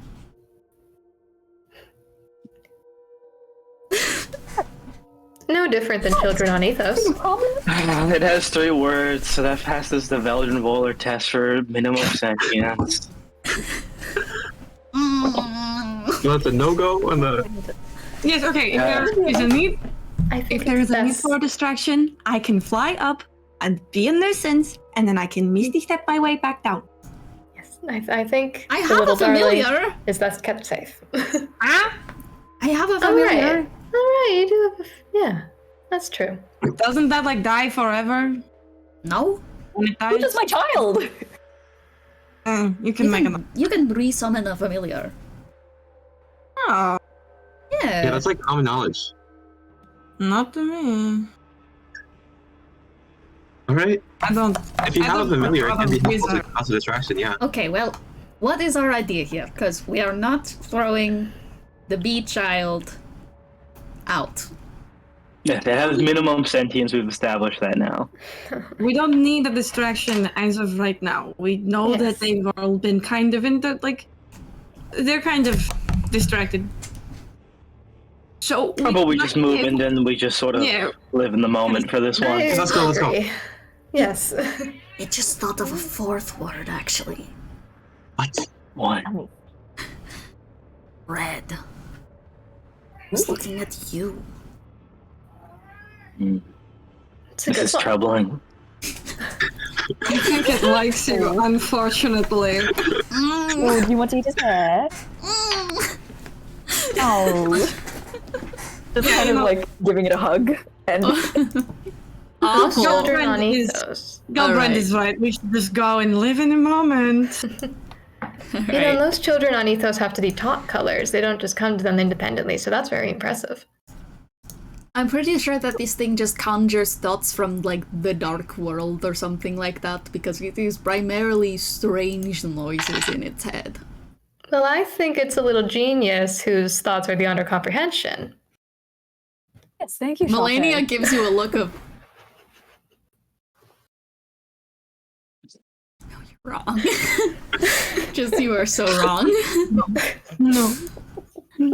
I mean, Melania can Gideon tell just puts a from hand on Charpay's Melania's thoughts. shoulder and just says, Charpay's a charisma caster. Yeah, I mean, Melania can tell that she's fucking with her. This is not true, but you know. Melania turns to Gideon and goes, I'm a charisma caster. But you do research, you read books. I'm still a Never read charisma a book in my caster. life. Okay, wait. Yeah, but you know how to do, like, a ritual. Yes? A lot of feel people like are just only sort of coasting on, like, the innate casting part. That's all I'm saying. Well, there is an innateness that comes to the instinct behind casting. I mean, you seemed like you know what the soup was when you first started, so I feel Well, like yes, it was an elixir. Of course, I know what an elixir is. I saw Another this. learned skill. Yeah, learn skill, make elixir. Then I am such a different charisma caster. Then. Can we leave? Yes, we Yeah. Maggie's just like, I'm trying to talk with Sween. Alright. You guys are going to... Yeah, so you guys, with that in mind, throw the door open. And I'm assuming you slowly creak it open. And see the streets. The corrosion by now has lit up, actually.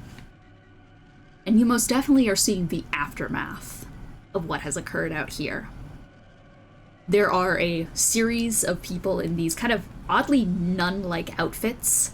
There's like brooches on their necks that are made of an infernal steel. They're carrying the crest of Zerial, which is 2 wings wrapped around a sword, wrapped in a whip. And with all of those kind of like nun-dressed individuals of different shapes and sizes, they are escorting along the road massive, rolling Iron Maidens, the interior of which you hear the noises.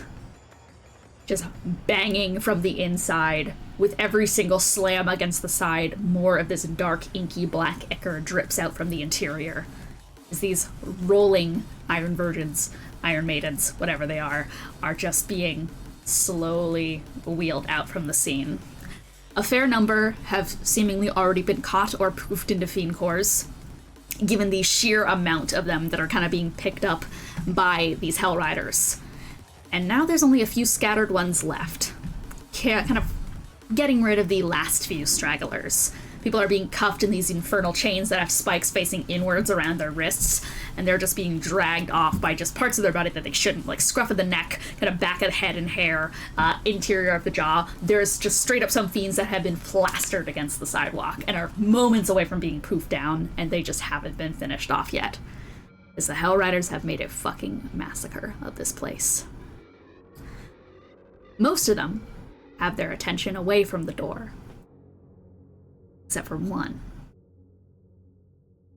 He's crow-like, with a kind of low-set pair of hollow black eyes and teeth in those beak. He has slicked back feathers and, once again, that Hell Rider's uniform. You know, you never forget the smell of something mortal. Smelled it on Sween Cod before he booked out of here, but dare I say, there's something a little fishy about this situation.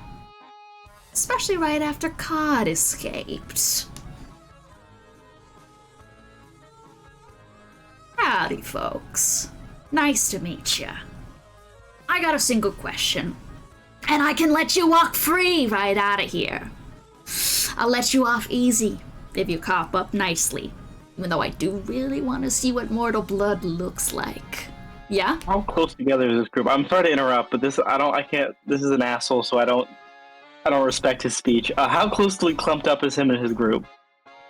His group are, like, all very far and scattered apart. However, he is, like, relatively in front of you. Okay. That's good to know. Where's Sween Cod? Hmm. Oh, you can't say who, boo! Yeah, you're right. But come on. You and I both know he left. Like, But you take us for idiots? He kind of, like, he's been flipping a gun around in his hand, and he just kind of, like, he holds it up and it just goes, you know, quite frankly, I thought this was going to be more of a different arrangement. Did you honestly think this was going to be in your favor? No. He kind of seem pretty spread out. How spread out do you mean? as in, like, other Hell Riders are actively walking away from the scene. There are pretty much, like, 2 Iron Maidens left around the perimeter. One's nearby the hallway you need to go. At this point, this crow-like fiend kind of, like, presses the side of the gun to his temple and is just like, oh, shit. How many feet are the Iron Maidens and the crow guy from me?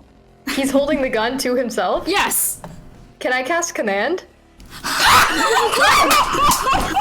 You know what? That's good. Fuck whatever fuck my idea. That's way better. Yes, you can!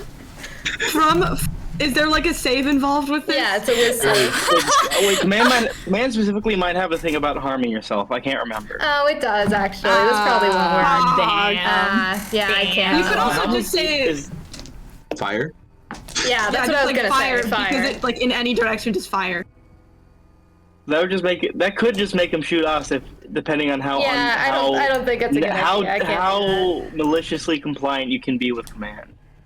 But it's really funny. Your immediate thing. How many feet is the crow guy and the Iron Maidens from me? I mean, they are. Let me double check. So they're pretty spread out, is the thing. From you, this crow guy is 30 feet away. Is 35 feet away from you. One of the maidens is 25 feet, and the other one is 35 feet. Okay. Well, that works. I'm just gonna cast slow then. All right. Which is a 40-foot cube. 40-foot cube? So you kind of just... Oh, wait, no, that's not going to hit. Well, it depends on the placement of everyone. I don't know if I can hit everyone. It can definitely hit everyone. Okay. So yeah, go for it. I've got my sliver. That's it's a save, wisdom save. Wisdom save? For all of us, or just creatures you can? It's a creature I choose. Oh, okay. I don't... Shit. Woof! Okay. The one guy got the crow guy got a natural 20. One of the maidens Silvery Brabs. Cool. Silvery Brab. Alright, well, he got a 18. Maiden got 22 and a 23. God damn it, they all fucking succeeded. Oh. If he sees you casting, then he is immediately going to go, okay, well, I had no reason to do this before, but if we're gonna flurry, roll for initiative. He's gonna raise his gun up. Alright, fine. Fuck. And I'm giving that advantage to myself for my initiative. Alright. Yeah, we're going into initiative. I'll poof out of Owl because Owl is very advantageous for combat. Emmet, I would like you to roll into initiative as well. Oh! Nice. Alright. Right.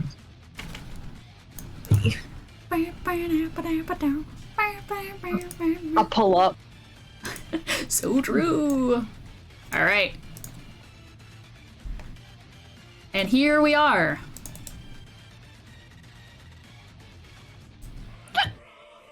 Alright. Well, if I don't believe this asshole, he was absolutely going to attack us if we didn't tell him shit about Sween. Oh, yeah, absolutely. But he's just, you know how he is. Yeah, we know how these assholes are. He's a fucking cop. Anyways, with that in mind, let me roll these guys in. Damn, we really were sort of like jammed in. Yeah, you are. And I will mention the way to the alleyway is... Oh, that is the wrong thing. The way to the alleyway that you guys need to go is back behind here. It's right around here. The graffiti is around this area. I'll just mark it. Gotcha. This is your graffiti. All right. With that in mind, let me roll these 3 in. Sorry about that. Okay. 16 for Zakan, which is his name. It is funny that Sween is not here because this is Sween's biggest op. Got a lot of ops, it's okay. It's really good that he's not here. So it really sucks for this guy. Yeah. Okay, all right. So starting us off is going to be B with a natural 20. Really quick, can Charpay and Dean do rollies and Ethan and Dean do rollies? Yep. Yes, can do. And also me and Dean do rollies. You have to do rollies for all of us. Against Cece, I got 8. I got 9. Ethan. Okay, I go first. I got Wait, 9. do rollies trigger my my shield? My No, no. No, they don't. okay. And then, so first initiative is still B, though, correct? Yes. Yeah. All right, Yeah, 20. B, you are up. Dang. Okay. Alright. Okay, what the fuck? I didn't think I was You have gonna your get that spells 20. back. Yeah. I do have my spells back, which is nice. Is this the entire width of the arena? Is this how big it is, or? What you're seeing right now is not. No, let me get to it. Ooh. It's pretty small, actually. Oh. Okay. Sorry, if I did not go first, I probably would have had a bigger plan. That's okay. Say Gideon could probably go first if you want. Do you want to have your nat 20 be under Gideon and have Gideon 22 over? I'll allow it if you feel more comfortable with that, because I want you to be comfortable in the initiative. Okay, cool. Gideon, then you're up first. I need a smidge time to plan. What's up? Let's start us off. Hmm. And yes, those are the Iron the Iron Maidens from Elden Ring. No, that's what I thought. Does this spell work again? Not that one, this one. Yeah, that one. Not that one, stop it.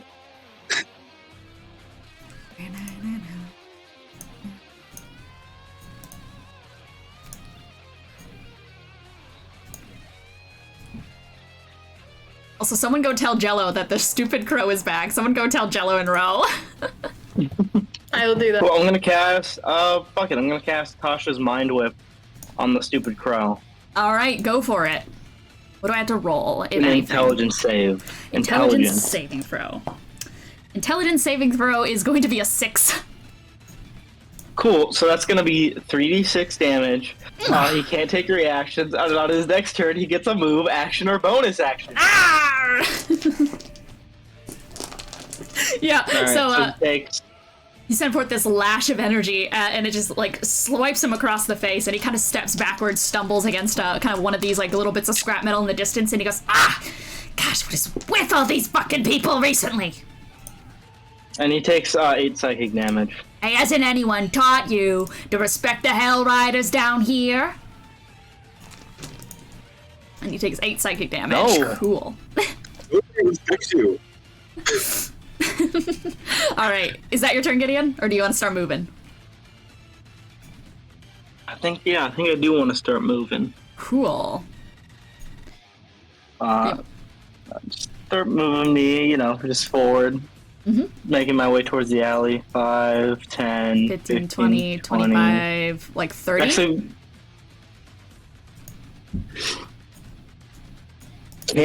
is that like cover? This right here, this is cover. Because my main thing is that those Iron Maidens are pretty fucking big, and I'm trying to figure out if they can slip through that small gap or not. This small gap, they are huge. They can get here, but they can't, like, slip in. Okay. Alright. Cool. I'm hopefully fine there then. Okay, this is half cover. Let me just add in a note there. Amazing. No one can see it. This is half cover. If you could please, I love you, roll 20. I love you, roll 20. I love you, roll 20. Whatever, it's half cover. Or like a little symbol on it or something. We'll know. We'll just know. We'll just know. All right, cool. Next up in initiative is going to be B. Yeah, okay. I'm looking at these little shits. I have a question. If I hide using the shadow cloak, do I no longer proc opportunity attacks if I move out of range of someone, or do I still? Let me. Can you fly? Yeah, I guess. True, but like still, generally, like you if can I'm just within fly 5 over feet and out of there. Yeah. Hiding No. does. I have an idea. Hiding does proc okay. opportunity attack. Oh, okay. I see. If they see you. Yeah, if they see you. Because Even with basically, they're obscured. You are obscured. Yeah. Okay. So they can hit you, but only if they see you. Yeah. Okay. And even so, it gives you obscure. Okay. We have 30 feet of movement. I think what I will do is... okay, I'll fly up, I guess? I don't know how far up. Let's fly 15... yeah. Fuck me. I don't know, man. I tried having a time to plan, and then I fucking lost in the sauce again. Yeah, you're All good. good. All good. Do you want to like hold an I- action in case they get like they are focused on somewhere else and you can like reasonably? Or do you want us to like help you think about stuff for the turn? Yeah, like, okay. I got don't know you. if I'd be prioritizing making it to the graffiti, or should I slow them down, or I think that's If you just a want. good. I think that's a good question for the Yeah. party. Like, I think we'll just throw it out for the group if anyone wants to help out here. And as I know that you're kind of like the riddle guy, if you want to go to the door first so you can solve the riddle. Am I the real guy? You might be the riddler. I mean, you might be the Riddler. So if you just want to like spend your resources on getting over to the door, and working on the riddle. Yeah. working I on the will. riddle. Yeah, I will say Gideon's mind at least is like everyone should try to get to the door rather than focus on combat because these Iron Maidens look pretty beefy. True. Yeah. And okay. getting. They gave Sween trouble. I love my team. And you can also, you have your little fucking child thing that you can send out if anything comes after you when you're at the door. True. Yeah. Yeah. So we'd say Okay. prioritize getting to the door. That is group vote. I will action dash then.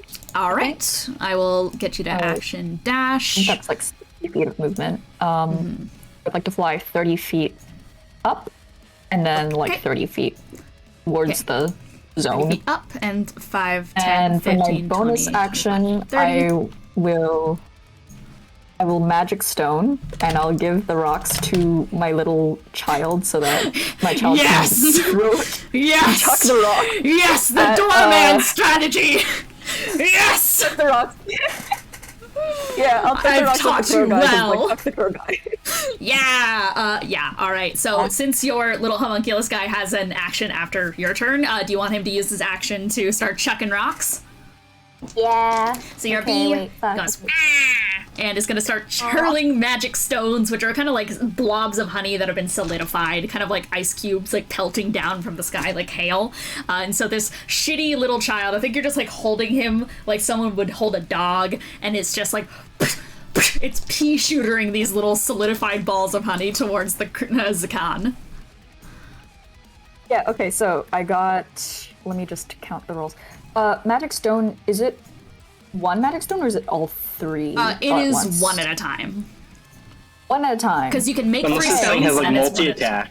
Yeah, it does not. It is, for reference, an awakened shrub that has been Little- reflavored little as a guy. mini V. Yeah, Ethan, you're pogging because doorman. How does is an 11 probably doesn't hit, does it? 11 against Zakan. Zakan, it does not hit Yeah. Zakan, sadly. Wow. Okay. Goodbye, child. It tries. It That tries implies so I just hard, but drop its it. aim fucking sucks. All right, Yeah, that I'll just hold is it. your turn, Beelzebub. That means the next up in initiative is going to be Charpay. Sharpie! Sharpie! I'm here. Sorry. I had to let my cat out. Wake up, girl. She was mad that the door was open, that it was slightly too close, and she wanted me to open it for her. Oh, sad Okay. misery. Anyway, I think I'm just gonna move the 30 feet closer to B and Gideon. Is B flying? Yeah, 15. Okay. All right. Then 30. I'll be. Like under? Can I be within 5 feet of Gideon?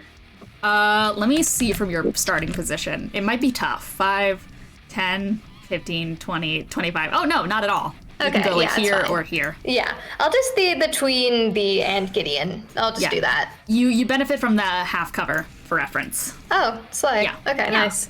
Yeah, and I'll just I have my little parasol out. I think for now I'll hold my action. If anything gets my ass, to return whatever damage I get from that with the parasol to sender. Okay, sounds I'll just good. do that. So you're holding Yeah, the and that'll be my parasol turn. up for that. All right, so that is your turn, Charpay. That is going to bring us to maiden number 2. All right, that is this one. Which is going to start screech rolling ahead. Let me double check its stat block real quick. All right, yeah. So it is going to start making its way. It's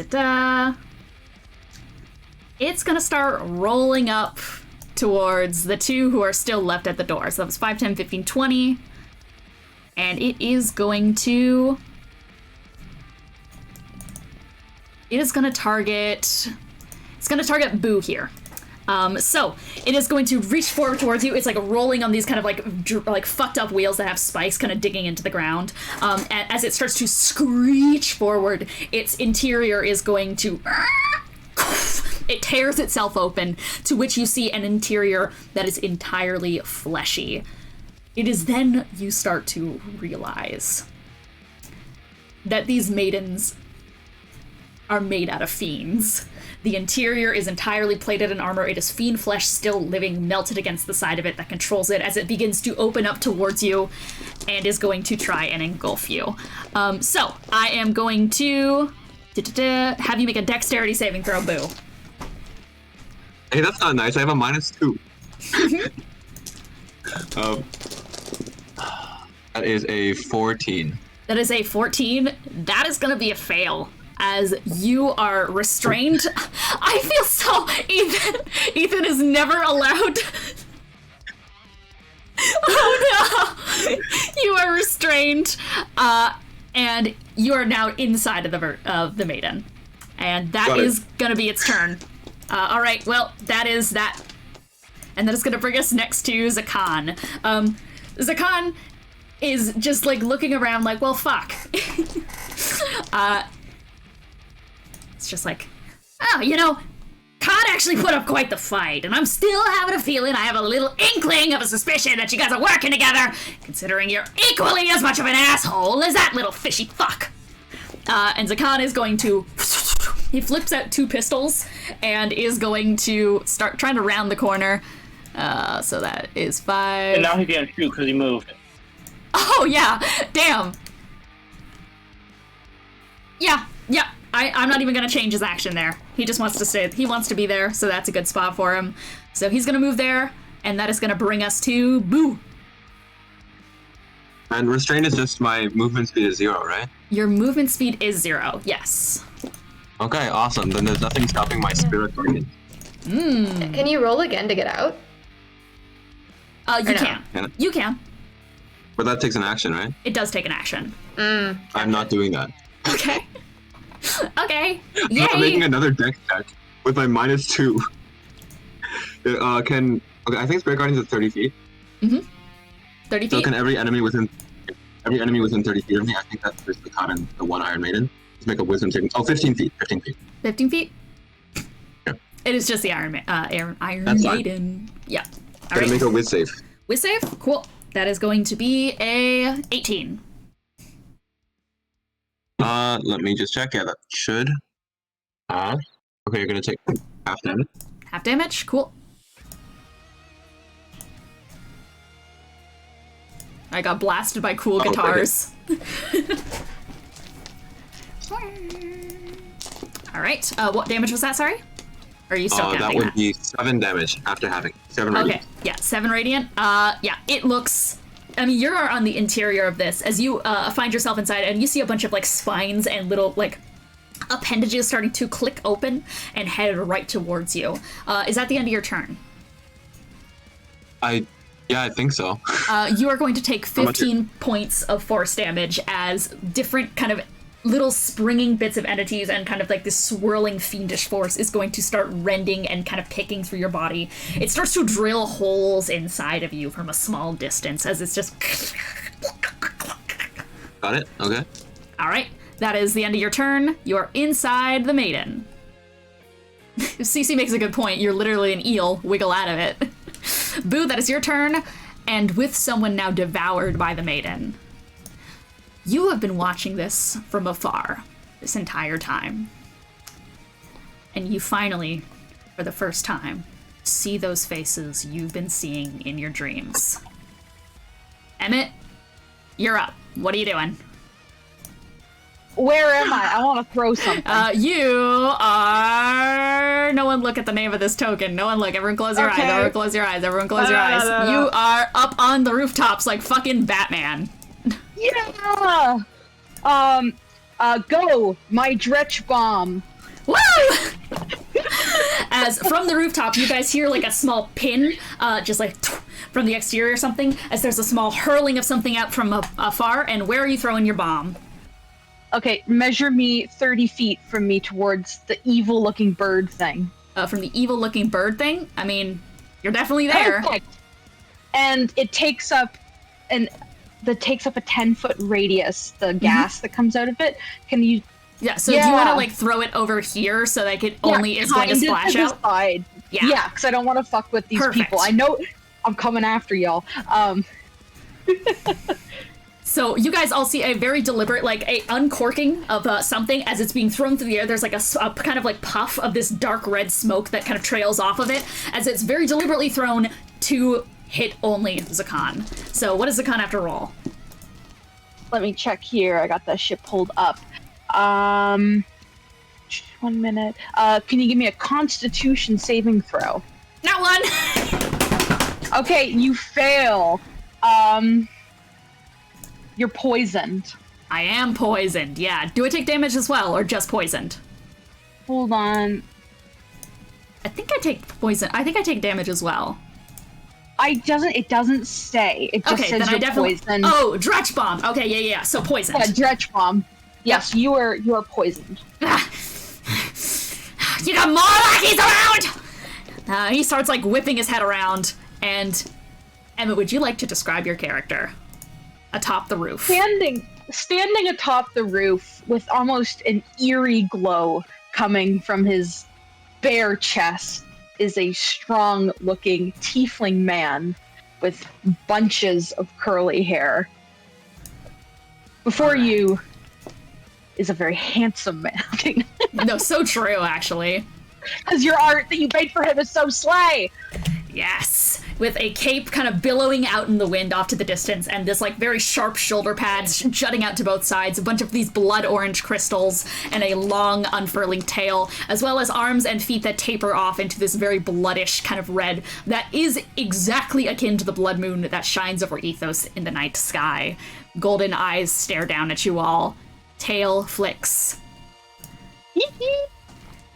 He's so slay! Hell yeah! Alright, with that in mind, is that the end of your turn?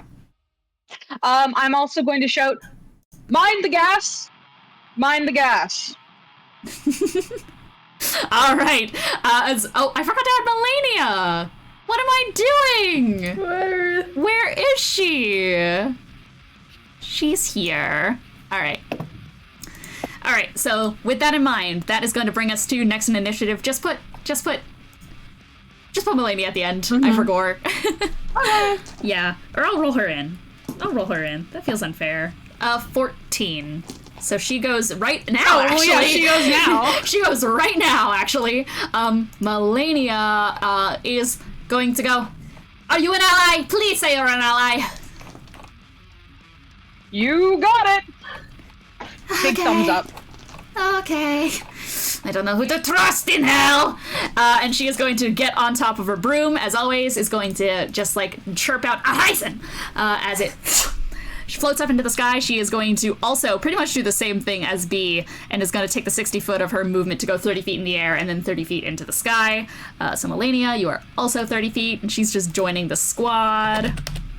And she is going to... She's going to cast Vortex Warp on Boo. Do you want to deliberately fail it? Yes, absolutely. All right, yeah. She is going to spin her hand around and is going to warp you the fuck out of there. Where do you want to go? Cute. Actually, if you can put me, like, in between that other maiden and the crow. These two? Right there? No, like, the other maiden. Like... Oh, right there, yeah. Over there, yeah, so both of you roll wisdom saving throws. Woo, yeah. What if you just get grabbing? I think Melania could feel you doing your spirit guardians in here, so she's trying to go, all right, getting you out of there. Hang on there, Boogaloo. And she claps her hands together and is going to siphon you out of there as your spirit guardians flare forth. I'd imagine it's like a series of cameras and like recording like tiny imps that have like a little bit of like, they have like video footage and such rolling at the entire absolutely. time. This is just pure paparazzi chaos. Oh yeah, just a bunch of flashing lights and cameras around you. It's amazing. Okay, so I rolled the wisdom saving throws. That was a 2 from Zakan and a 15 from Iron Maiden. Both of them fail and take 20 radiant damage. Oh my god. Okay, you're making me put up a hustle here. All right, and that is Melania's turn. Moved and did a little fangy. All right, so it is now the other maiden's turn. Roll again. Wisdom save. All right, that is a 13. Fail. 14 Okay. more radiant. Okay. It just like, it doesn't make any noises. It is just stock still. If I speak. I mean, who's the closest available If I target, speak, dude? if I speak, it's all over. Dexterity saving throw. Get in here, bitch. Get in here. I deserve it. Yeah, that's a natural 1. Get in. Yep. To activate my victory from the jaws of defeat, I do have a disadvantage to your next roll. Melania is just going to go, are you fucking serious? As it once again opens up and just... I can take it. Yeah. You are just like, you are obliterated in Being there. juggled. I'm being juggled. Does Boo say anything as they're getting swallowed again? Oh, fuck! Gone. Korah, bringing up the last line. It's your turn. Fuck. Okay, how high up in the High. air is the new guy? New guy is 20 feet up. Okay, perfect. I'm gonna plague winds your ass. Woo! It's a 60 foot range with a 10-foot long line, so I didn't know if I was gonna hit him or not. But I need both the second Iron Maiden and the Crow guy to roll me a Constitution save. Cool. Give me the con save. Con save. Maiden got 20. Zakan got a 15. Okay. This guy Both of those fucking succeed. sucks. They both succeed. What if I silvery barbs? Which Did you? one? Zakan. I want that bitch fucking dead. All right, that's a 3. Okay. Amazing. All right, guys. Time for my favorite thing that Korah has. Ooh. I love plague winds. I love it so much. Second It's like stank my wife. demon has hit the tower. Yeah, it's 4d12 damage, and then you're poisoned, and you also can't get healed. Double poison. Oh! Oh, I love COVID. Ooh. He's just like so that's- gibbering oh, out wait, no, okay. bile. That's 26 cold damage, and you become poisoned. He's just like And you gibbering out. can He just- regain hit points. He turns to the side and just starts coughing, and this gross, like, bile just, like, lands onto the floor. He's like, give me a second! Give me a No, sorry. Give me a Zariel Durham second. Oh, Zariel, damn, you're really much of a fucking asshole. And then I'm gonna just use I have telekinetic. I'm just gonna use my bonus action to I don't think I'm gonna succeed, but I might as well to try and shove the fucking maiden like 5 feet away from me just so it's not right on my fucking ass. That's probably a good Wait, idea. before you do that, Yeah. now, here's the thing. If you instead shove the crow guy down 5 feet, I think that reactivates my spirit guardians on him. Have you considered? Can I do that? Have you considered that that? Korah is a squishy little wizard and there's big fuck Yeah, up? no, also he will fucking. Like, that would be smart. The he does crow have is probably disadvantage from all more the likely to poison. fail. True. Hold on, I need to check something. He is okay. Yeah, Zakan is more likely to wait. fail because of all the poisons. Would Misty Step proc opportunity attack? Because I have Misty Step. No, but you cast a leveled spell Yeah. already. You can already. You Okay. only Was that a no, spell? no. Plague Winds is not a spell. Those are Oh, demons. yeah, Oh, it's an not a ability? spell. Yeah. Yeah, it's Okay. like an Ability. ability. I can Fiend fuck ability. you up. Okay, yeah, then you could Misty Step no Yeah. issue. Yeah. Every fiend Yeah, has a I'm gonna fiend do this. ability. His ass doesn't know about the let me- fiend abilities. 30 feet. I don't. I'm not a fiend.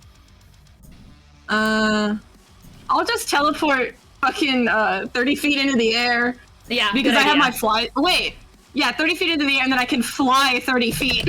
All right, 30 feet, joining the air squad. All right, and then you want to Yeah. fly 30 feet, like 5, Yeah, and or do you want to just go like forward, like 5? I'll just go 10? towards the new guy, 20, just because I'm 25, like, you 30. seem friendly. All right, squad, bird up. Everyone's in a line. We love to see it. All right, well, with that in mind, that is the end of the first round of initiative, which is going to bring us back to Gideon. That's me. Gideon.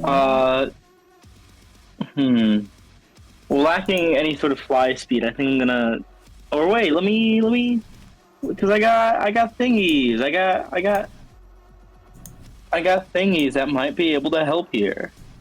I have a special tool that could help us later. Or I mean, I guess it wouldn't really be later so much as right now in this moment. Yeah, I'll roll the Asmar spine, the new version of it. And I think one of them can make me fly. Let's find out if I get that one. I got a 1, so I Is think that it it? does. Yeah, I get a fly speed equal to my walk speed.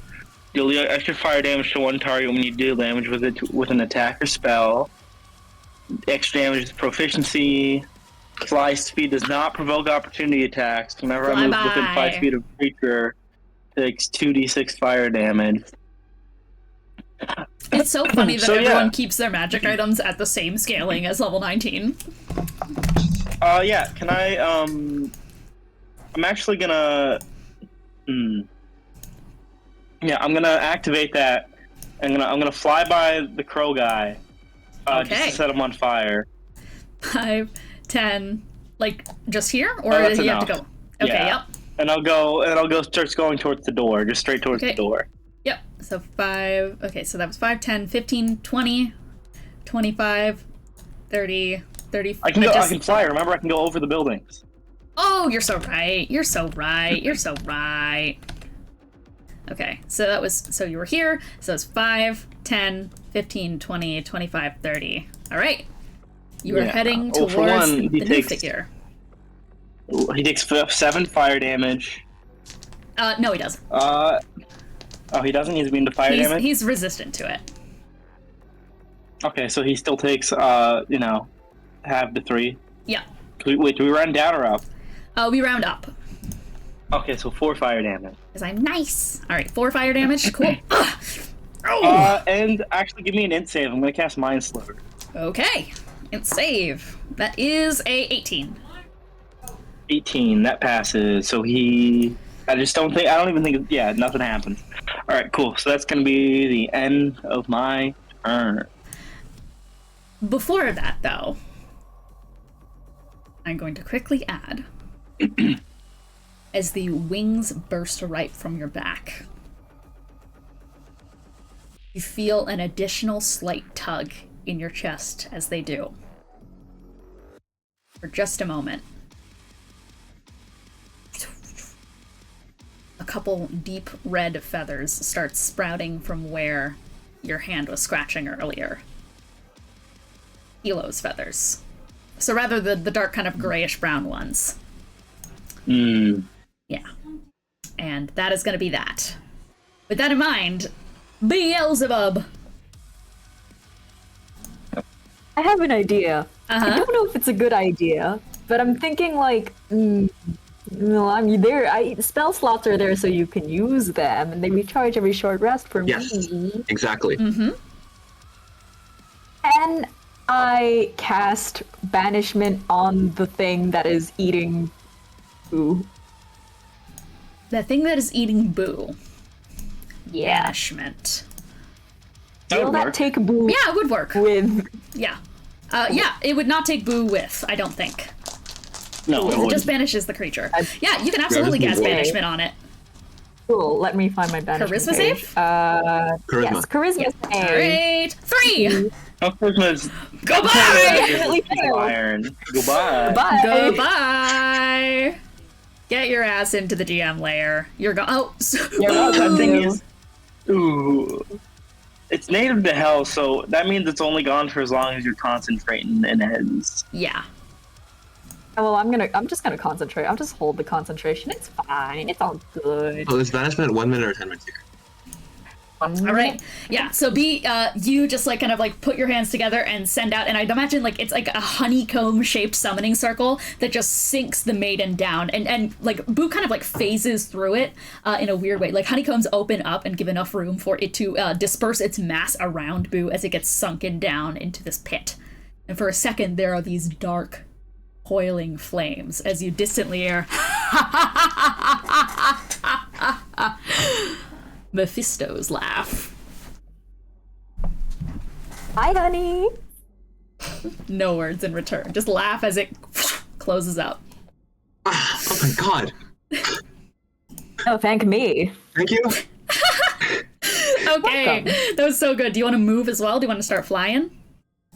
Yeah. Yeah. That was so good. All right, so 5,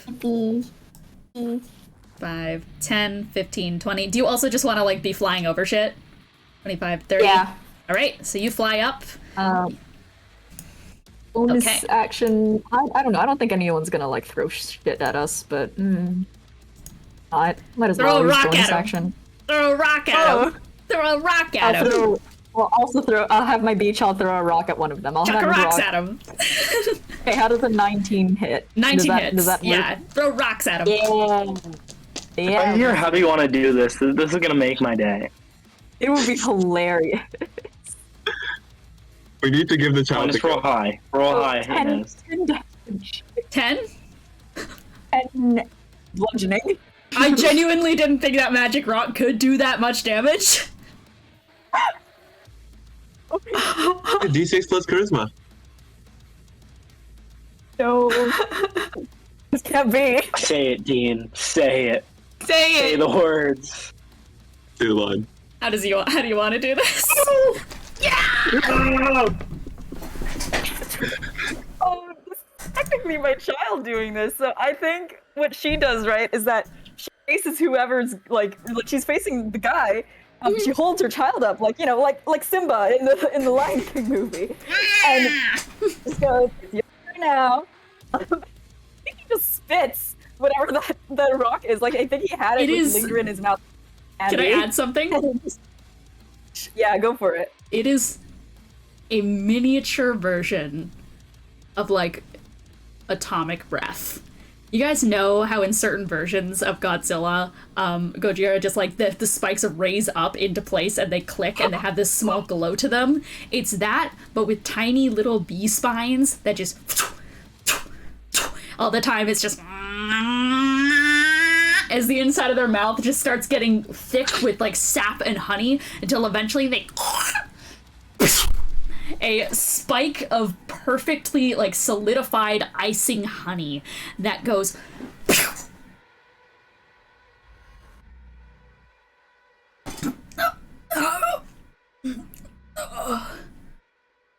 whoa.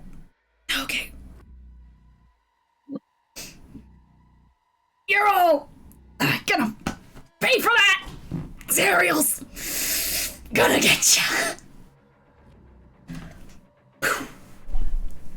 Someone get that core. Gideon. I'm on it. Can I? Yeah. I think she just does a little like you know when like throws her kid up in the air and catches him like in a hug and then kisses the top of its head with all three of her faces. It's like that little. Melania, under her breath in the distance, goes, "A fifth word, kill." There's our little genius.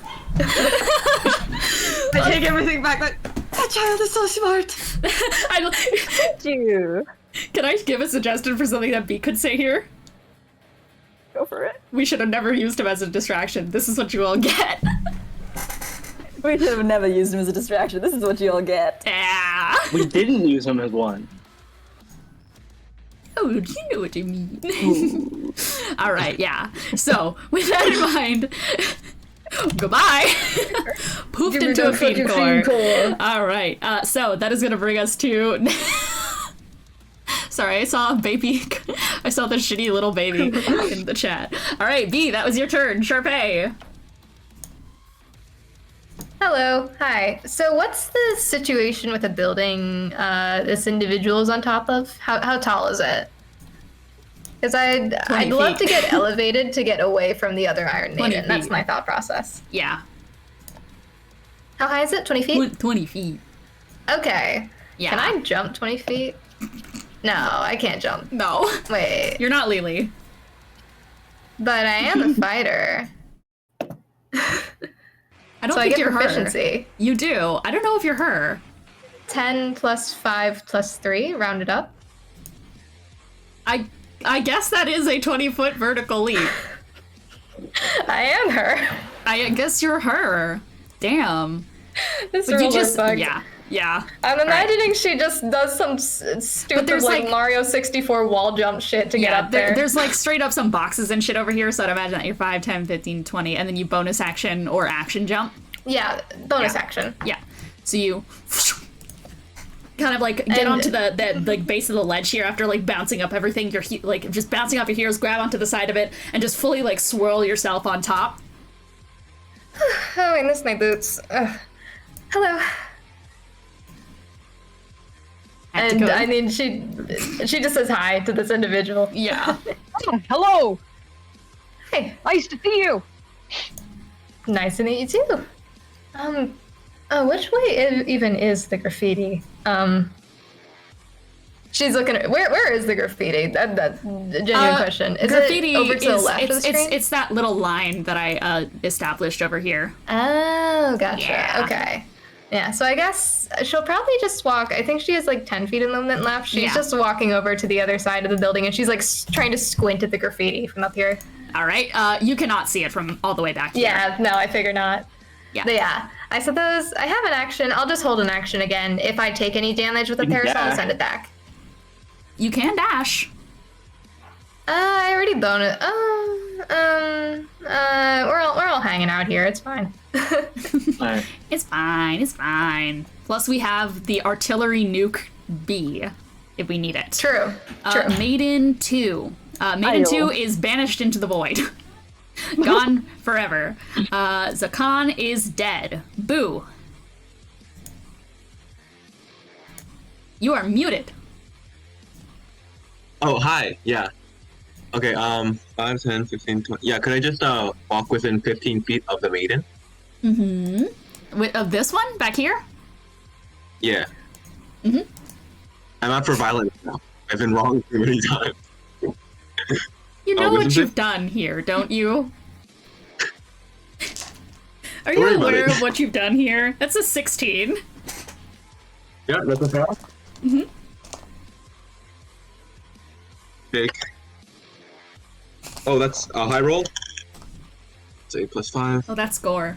That's gore of my 21. character. 21? Yeah. Once again, rattling against the side of it. There's no sign of, like, purchase damage from it, just because it is a massive fuck-off construct.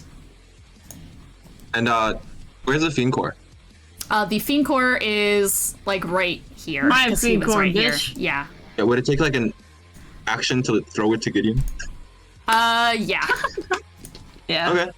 All right. I'll just do that. Yeah, okay. I'm gonna have you roll... Wait, I'm gonna have Gideon roll sleight of hand to catch it. Wait, I'll just action dash. Oh, okay. Yeah. What if I throw it and then I walk over there? 50. Yeah. You walk over to Gideon. Gideon is flying a little bit, but I'm sure you can do a handoff. Cool. Alright. Alright. And that is your turn, Boo? Yeah, that's just about it, yeah. Okay. It is up to Emmet. Hey. So one of them's fucked off into the That one's God gone. knows This where. one's still there. Yeah. I'm gonna throw my spear. Yeah! Big spear like materializes with like a gold pointed edge. It is shockingly well crafted. And it has like a trail of like red mist as it fires off. Yeah. That's my golden spear. That's real. I'm gonna throw that and let me roll to hit.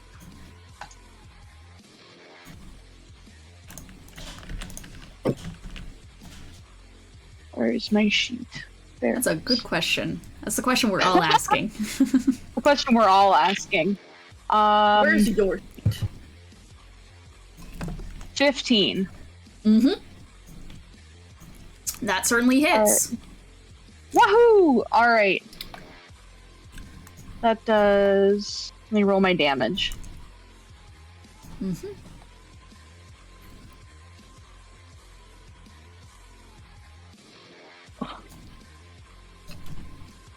There we go. Go ahead and roll damage there. Oh, you're already on it. Yep. Yeah, I'm already on that checking shit. something.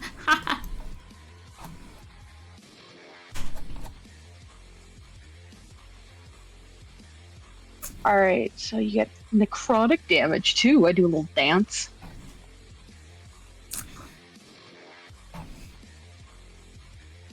Necrose this thing. Necrose this thing. Alright, right now it takes 9 damage. 9 damage, alright. Scratch But into 4 the of side that of it. is necrotic. Mm-hmm. Sounds good. And then at the start of its turn it'll take another 3. Mm-hmm. Alright.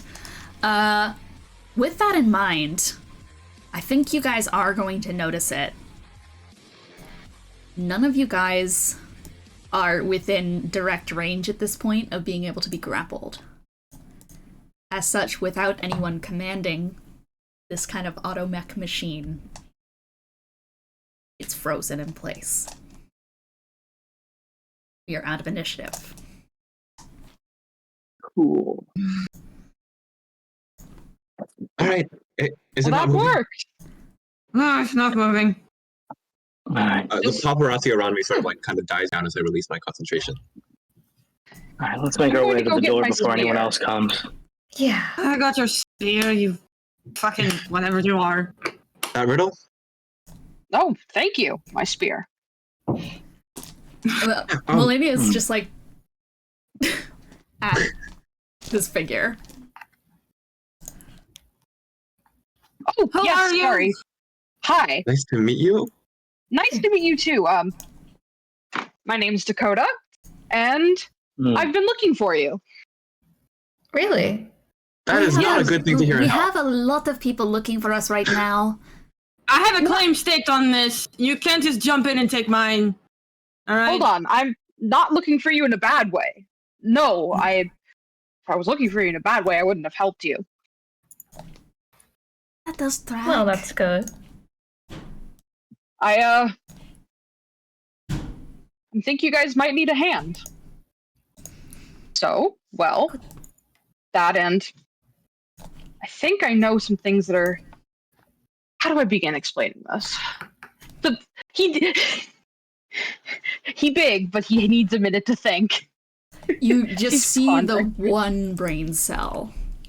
The one brain cell The turning. one brain cell rotating slowly. By any chance, are you the cursed one we keep Yes. hearing about? Okay, okay.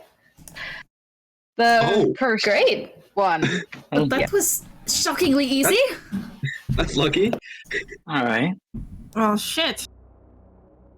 I guess thought they you were knew. supposed to be some old crazy man, not, I don't look that old, do I?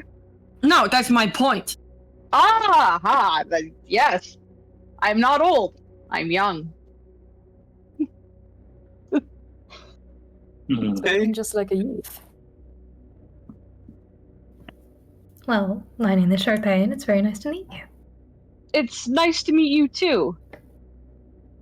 He's like staring at Charpay for a moment. That looks to her hands and looks back to her and then just kind of vaguely goes, right. You know, Madame Charpay is married. Oh, hey. No, I'm not putting the moves on you. I'm sorry. I don't, I didn't think that. I don't like women. Awfully misogynistic of you, if you ask me. Well, I hope we can come to an understanding. I'm not misogynistic. I'm gay. Misogyny is too far. I don't think I feel like misogyny we need to do another exists in time hell. out. Establish gender. Yeah, gender doesn't exist in hell. I feel like we need to do another time out here. Gender isn't really fully a thing in hell. However, I will allow Coda to have the basis to say I have a preference for men. Are you not a local here? Not to this. We heard from the story that he was from Maladomini, right? Yeah, I'm not from here, but I'm kind of from here, but not here. Huh? You've communicated nothing. So, what circle are you from? Pick one. There's 9. There's 9. Me having to check my notes really quick. Maladomini. Thank you. Well, what your friend just said was correct. Maladomini. So again, here, but not here. Oh, Here is in hell, but not here is in Maladomini. Wait. So you are from... Okay. So you are from hell, but... You are not from hell, but you are from Maladomini, or you are the other one? I am from hell, but I'm not from where we are right now. I'm from different circle. I feel like you should have an easier time following this than me. Yeah, we are in the Vernus. Yeah, we are not in Maladomini. Oh, Lord. It makes sense to me. Does not to me. This bird. Can I just find the riddle? Yeah. I feel like this is... So I feel like maybe we are getting a little bit ahead of ourselves. I think someone approaching us and saying they're going to help us out of altruism in hell of all places. It's a maybe a cursed little one. bit too good.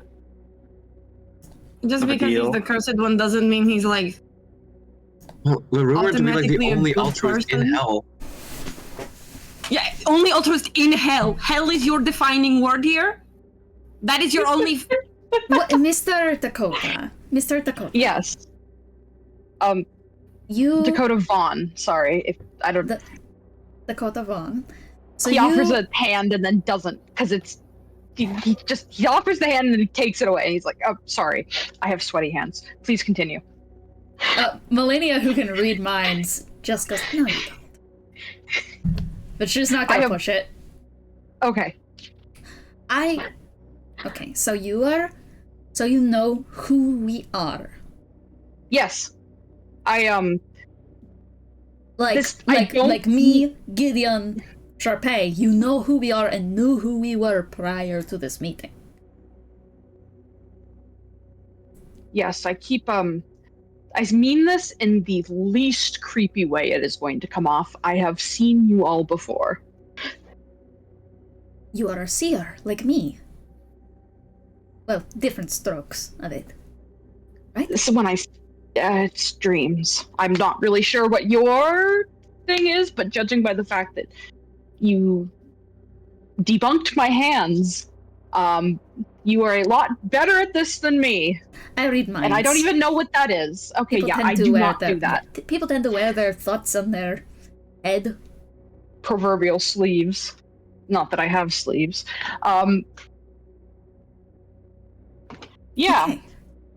And you are having visions, right? So that's the whole thing with the cursed one, is that you had visions of stuff with Yeah. Yeah. So now I ask the big question. The big question. And the big question that I will know your answer to inherently, even if you try to hide it to me. You want to join us because you are against Genesis, yes? Yes. unequivocally against. Telling the truth. Interesting. Why Is it? Why?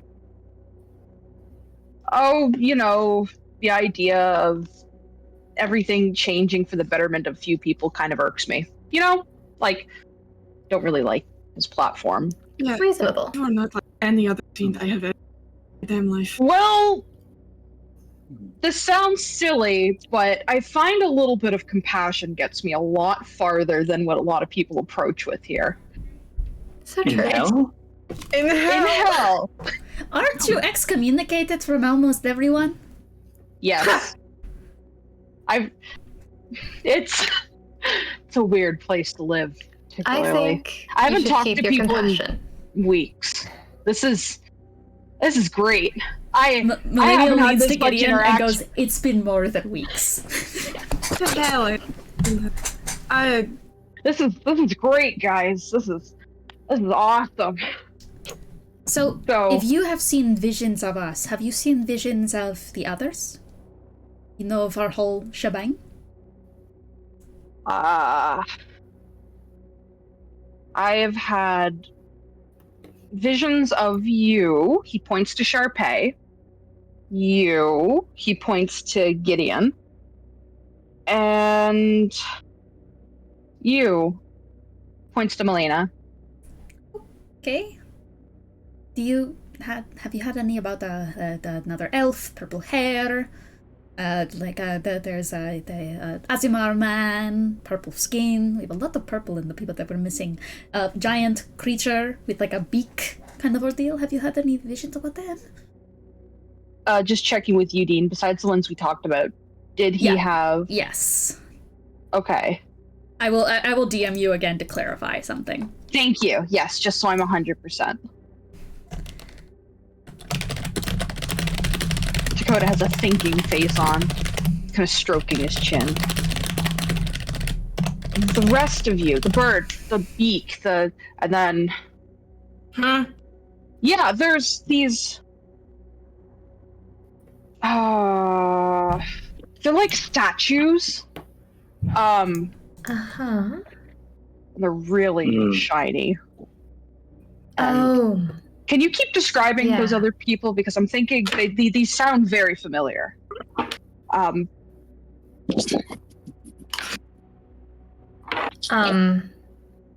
mean golden statues, right? Yes, So color won't help you? Very All right. valuable.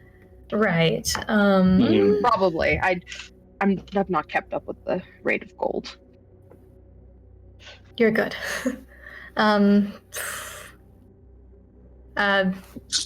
Well, large worm person with many hands.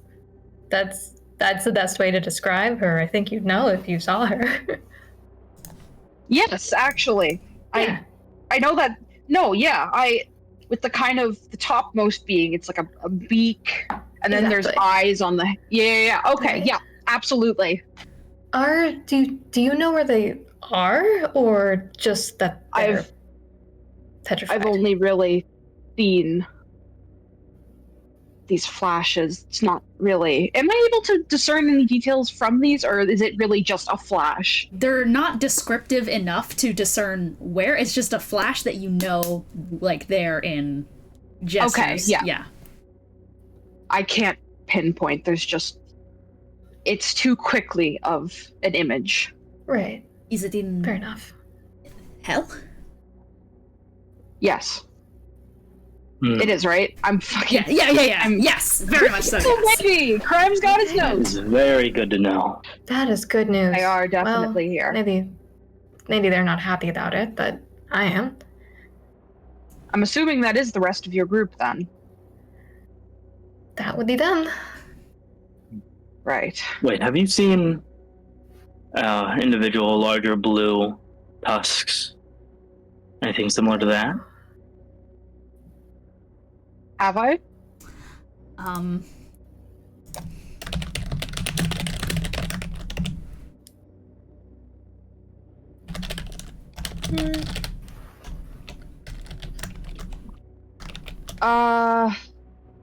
He's gone now.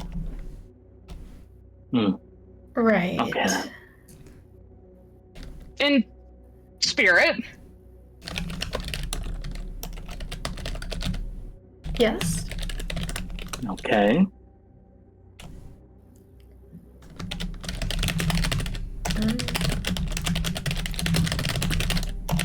What's the word? He's intertwined, but still there, but someone else, not himself. Right. That's the Okay, best then. way I can describe it. Makes sense.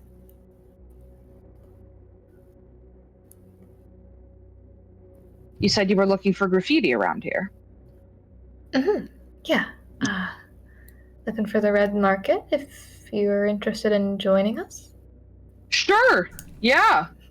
I love shopping. I haven't been there in a while. Yeah.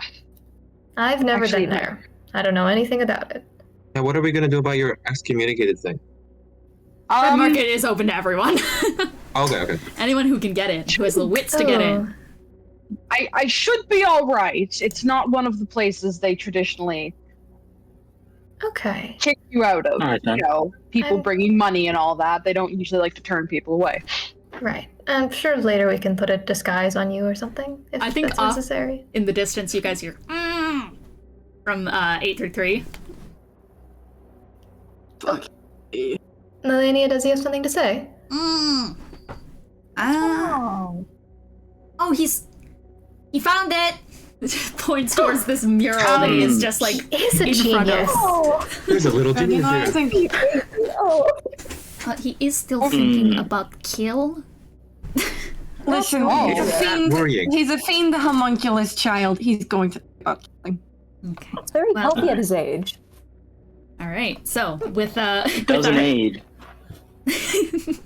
with our tiny little bee friend having found this kind of mural on the wall, I can give you what it looks like, and then we'll go on our quick break. Sound good?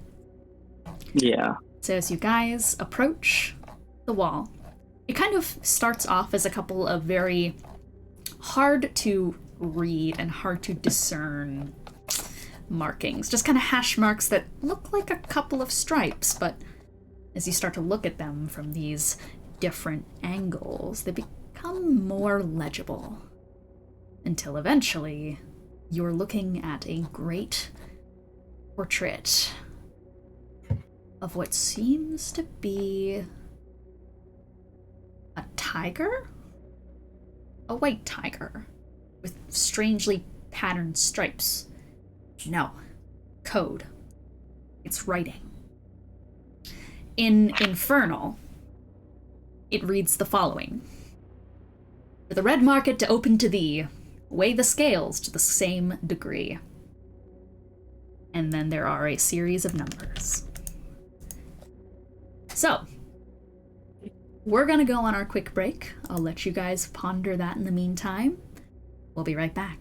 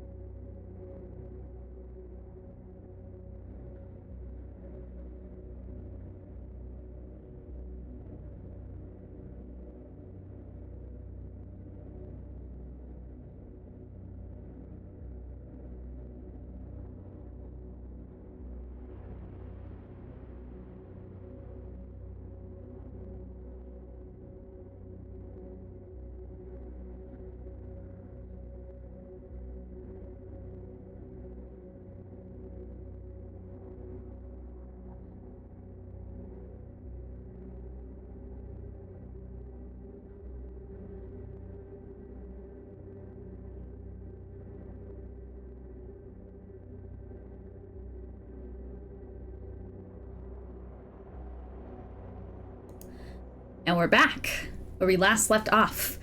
The group had stared down the puzzle to enter into the red market.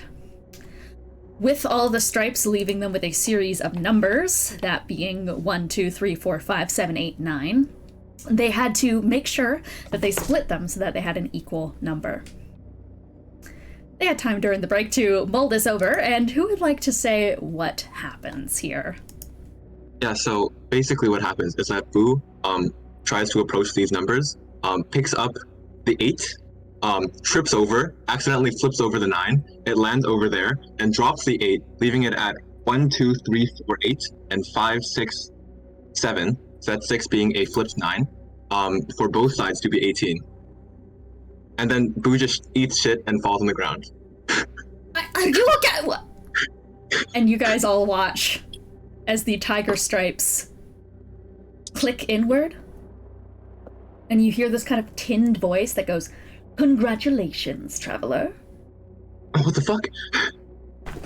There's all no the way you just solved that. Sink like into that. the floor, click,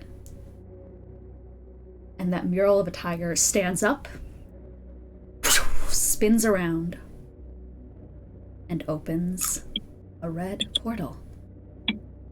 Yeah, I meant to do that. Now, for you to enter me, reach forward and pay your fee.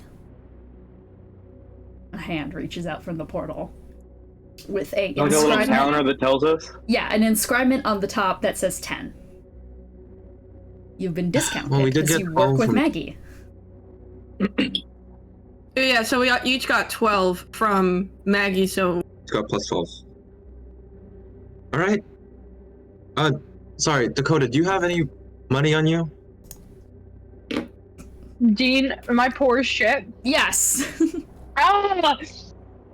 Well, you see, Alright, look, okay. No. Listen, you helped us I out, do I'll not. just cover you for this. I will pay you back in actions or items Uh-huh. eventually, Yeah, or okay. money. You can't just I get go it. into debt. No, that's a very I do bad not recommend practice. going into debt.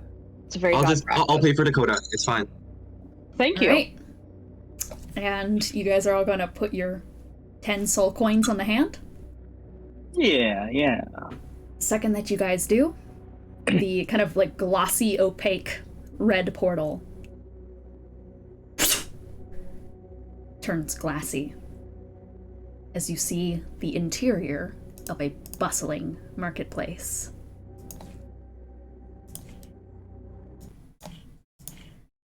Are you guys entering? Let's go. All right. Can I As eat the you core for the guy we just killed? Yes, you can.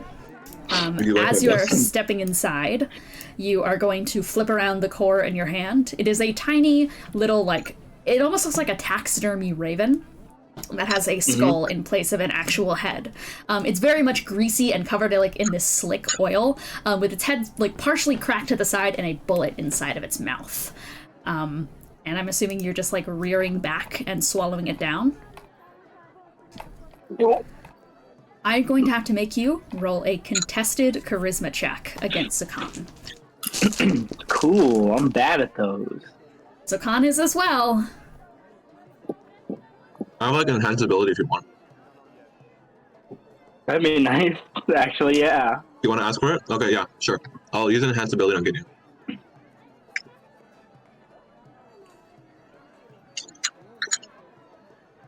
Okay. Right? With a that's an- -2 to charisma, Zakan got a 3. Cool, I got an 18. Alright. You rear your head back and slip the fiend core down your throat. It's awful.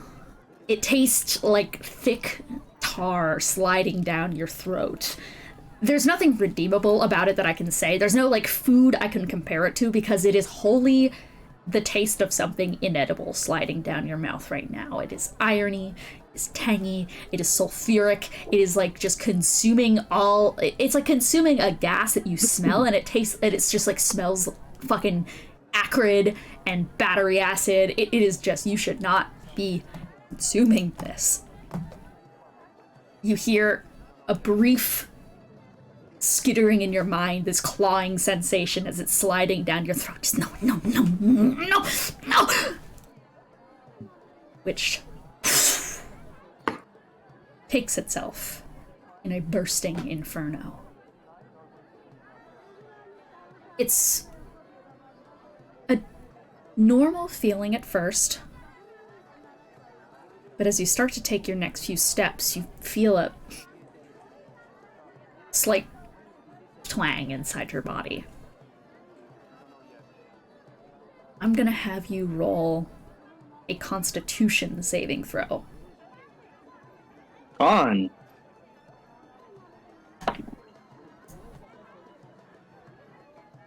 That is a 16. You kind of have to just close your eyes and brace yourself for a moment. Melania ends up wandering over and it's just like, are you okay? As you just have to lull out this sensation of... It feels like your entire body wants to start locking up. Like when you're on the cusp of some kind of medical emergency going down in your body and you just start to feel those like early symptoms starting to appear, that just rushes over you in an instant of something bad is about to happen.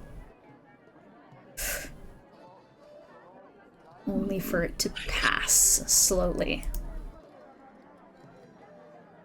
You breathe it out slowly. You are left with a feeling of just like a burning in your chest. Just a painful kind of stretching feeling, like when you swallow a pill incorrectly. A couple of more feathers stretching out from that one location on your arm. And Melania is very much grabbing your face and looking in your eyes. Look at me. Okay.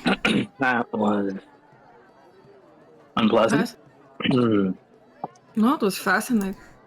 Okay, because your eyes were going like pitch black for a second there. It's fading away now, but I don't know if that's something that you should make a habit of doing all the time. I worry that there could be more consequences to this than initially anticipated. Would that be something that normally happens when you absorb the food? Yeah. So Korah's just like, that doesn't happen normally. I have never seen that before. That was. Can I try to do an Arcana freaky. check here to try to decipher what happened? Yeah, absolutely. Can I Arcana check? Because this is. Hold on, let me DM you this actually. Yeah. But Gideon can also Arcana check. Yeah. No, hold on. I don't even remember what I was gonna type to you. Amazing. I forgot. It's okay, we got 2 wizards here. I rolled 19 without 19? my modifier, so... Cool. No, that's 19. 25. Including guidance, 32. 32. While it has absorbed into your body, you don't have the facilities as a mortal to be consuming fiend cores normally. You get the sense that that burning sensation, it's not supposed to happen. It was your body trying to either naturally reject the core out, or the core trying to latch on to some of your mortality. That feather kind of feeling sensation is fiendom trying to push its way through your elven form. Just a moment. You managed to fight it off, and you have managed to absorb this core. But that very much was a weak one, as you can tell. Yeah. And as for abilities, this is going to increase your threshold when it comes to like, you're getting close to feeling a surge of power. In fact, you do feel a quick wash of sensation go over you, where you feel just like small echoes of that old sensation of being able to cast any spell at your fingertip. You have an option here to get a couple uses of Zokan's Fiend ability, or one spell slot of a spell slot like level higher than what you currently have. Okay, but would I regenerate it? like when I go to rest and shit, or would it No, just be because one and this is a done? weak fiend core. Gotcha. I think. Do I know what his ability is? He did not use it in the battle, so you don't know. But I'd say with your check, I said that you feel on your tongue a slight kind of like this deep churning sensation of something trying to make its way into your neck, as if something can just be unleashed. You know what? I'll take his fiend ability. Let's do some fun stuff. That is very much a fun idea. So you are going to get three instances of his spores. It is awful, horrible spores. So you can now spit out toxic spores. You have 3 uses of this. Amazing. Yeah. Toxic spores, DC 14 con save. Actually, it's against your spell save DC, the con save. Or become poisoned. While poisoned this way, they take 5 poison damage at the start of their turns and can repeat the saving throw. Yeah. So there you go. There's that. And I am going to give you 1 more ability from that. Actually, I'm going to give you 2 instances of spores, 1 instance of his other fiend ability. Stunning Screech, which is any creature within 20 feet that can hear it can do a Constitution saving throw. This is with your spell save DC for both, or be stunned until the end of your next turn. Cool. So you got the screams of agony. Yeah. So you have absorbed Zakan's fiend core. Are you okay? I should be fine. Yeah. Okay. Not feeling any, particularly different or anything, or any negative effects? Presumably this is just because a mortal Not the moment. to a fiend doesn't normally happen. It's his body is fighting to survive in this situation, and the fiend core is fighting to do what it does best. Take him over. Okay. No. Whereas, He didn't usually really a have fiend any core... good luck with that. Okay, so you fought it off. Did you feel fine? Yeah. Okay, so He really didn't put up much of a fight.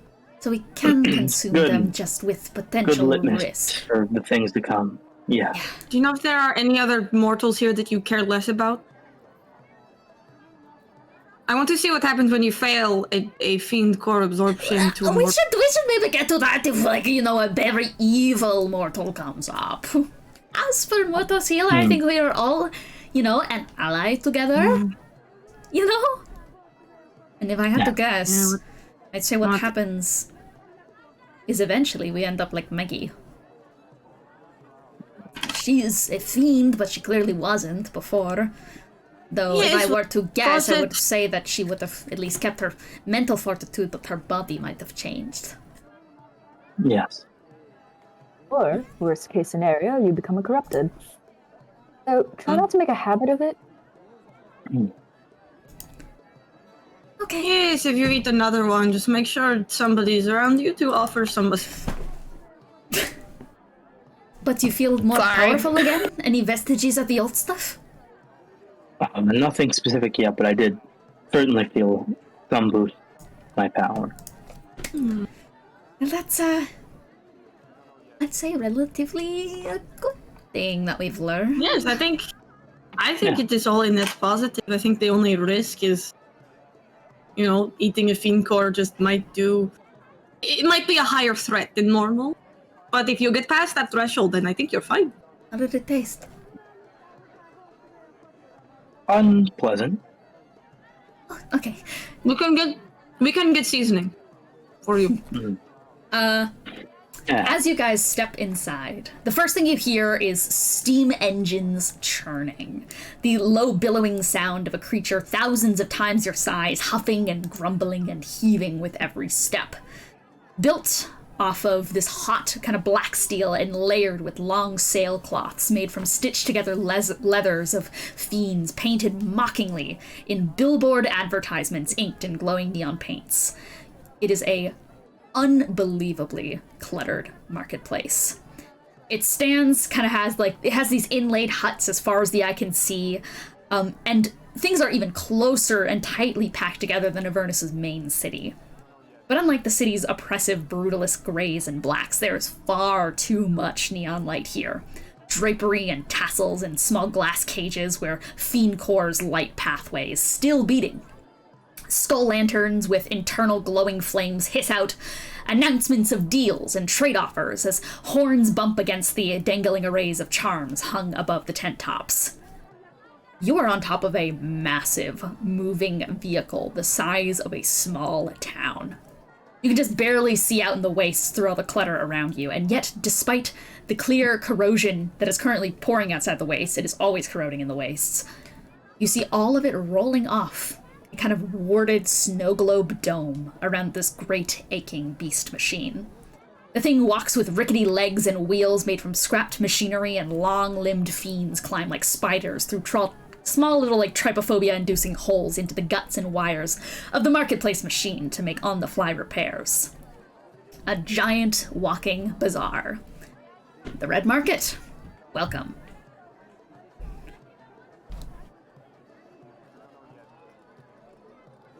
Wow. I really like the lights. Certainly fleshy. Very flashy and bright. Where should we start? I can't wait to get out of Avernus. We're here for supplies, right? Supplies. Well, What color? There's a shitload of stands of stuff that just straight up is not going to be relevant to anything that you're going through. Just imagine that there's a shitload of stands. What color are you folks missing? Almost everything. Okay, Well, so they're magic items, but we had the magic items, but in terms of raw power, they're kind of missing everything. do you have good armor? I had to have Boo make me some earlier because mine was kind of shit. But do you have any good? Yeah, I could use it. Okay. And maybe you should consider investing in some magic weapons, Charpay. Yeah, potentially. There is indeed a fire snake forge that seems to be standing out to you guys. It's a relatively big stand. Well, Miss Charpay, I have a lot of money left if you would like to purchase yourself. Thank you. I know myself. I already have- scammed. And I'll pay for Boo too. I have a bunch of soul coins left, and I also have all of my weapons. So I appreciate that. Thank you. not really worried. I will mention there is also a Fiend Core Emporium. That is another shop here. There's a Fiend Core Emporium, a forge. Interesting. There's a small tent that is called Your Best Urges, and there's a giant flashing sign that says "Low on coins? Come on in." That's an option. And that's about Hey, Boo's low on coins. I'm also low on coins. And by the way, as you guys enter, Gideon, as you are starting, you feel a form brush up against your shoulder, and then lean against you. I mean, I haven't been here in years, in far too long. Neuraxis just claps his hands together and just starts skipping away. I am gonna look around. Is that okay? Do I get permission?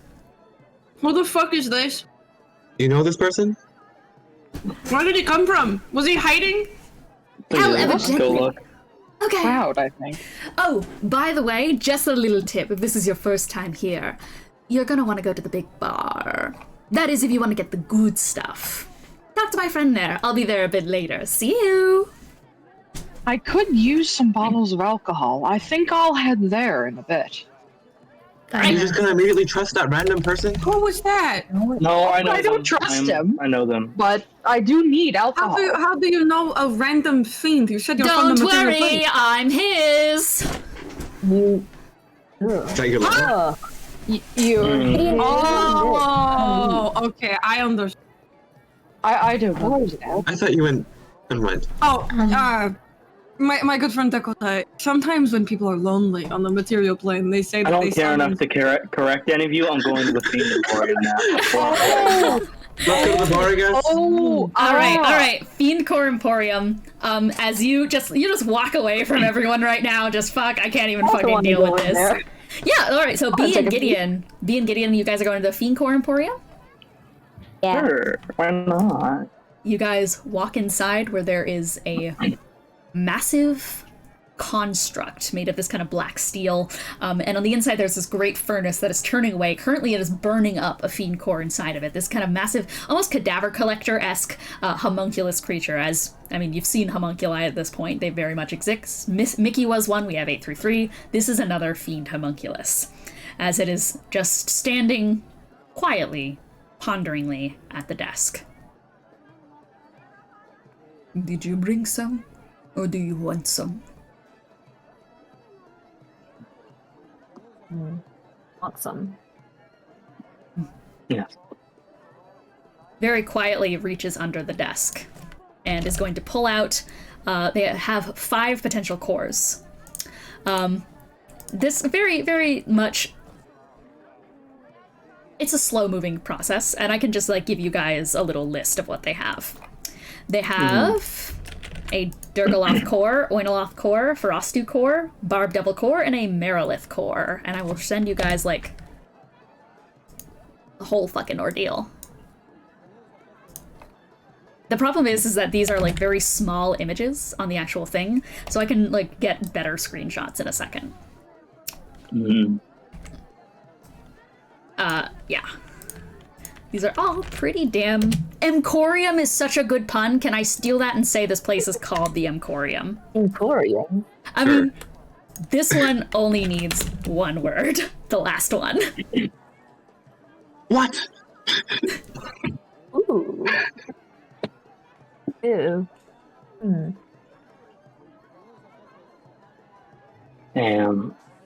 Yeah.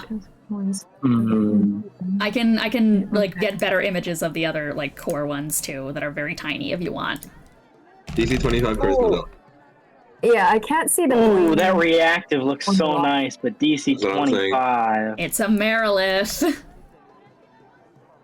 Okay, Durgaloth is innate spellcasting, gives you darkness, fear, and sleep. Oinoloth is Bringer of Plagues, which is a recharge, and it brings like it gives a giant blight on the area, which is like kind of better than the spores you currently got. Ferostu is boundless movement and magic resistance. Barb Devil is barbed hide, so at the start of your turn, you deal any damage to creatures holding it, and you also get Devil Sight, which is darkness, like a dark vision that is not impeded by magical darkness. Merilith, reactive. You know what reactive is. I know. Can you restate? I don't actually know what reactive is. What is that? So instead of being able to take one reaction per round, you can take it once per turn. Oh. It's nuts. I don't know if I could think of names of that. So basically counterspell your ass 7 times. 7 times, yeah. Yeah, it's really good. But it's also, control DC means 25. 25 means you need to make a DC 25 charisma save to absorb it, right? Yep. Yeah, because my main issue is that Gideon's charisma isn't super high, so I gotta like keep that in mind for if I buy anything. Yeah. So the most I can give you is a D4. I can also say I have refinement. All cores here refined already. Decreased potency of fight back. If you have any in the future, I can appraise. Or exchange for soul coins. You do appraisals? Yes. Can I call Melania over real quick? Yeah. I don't know what she's doing right now, but can I call her over? Because I want to see if I can She's get looking at like a little bauble stand. Can I get the Kitsugi core praise? Could you appraise this one? Looks at it. I will give you the control DC for the Kitsugi core. It is 20. Control DC is 20 for Kitsugi core. And is just going to look at it and is going to very slowly just... Strong core. Not from Avernus. Would sell for a total of 20 soul coin.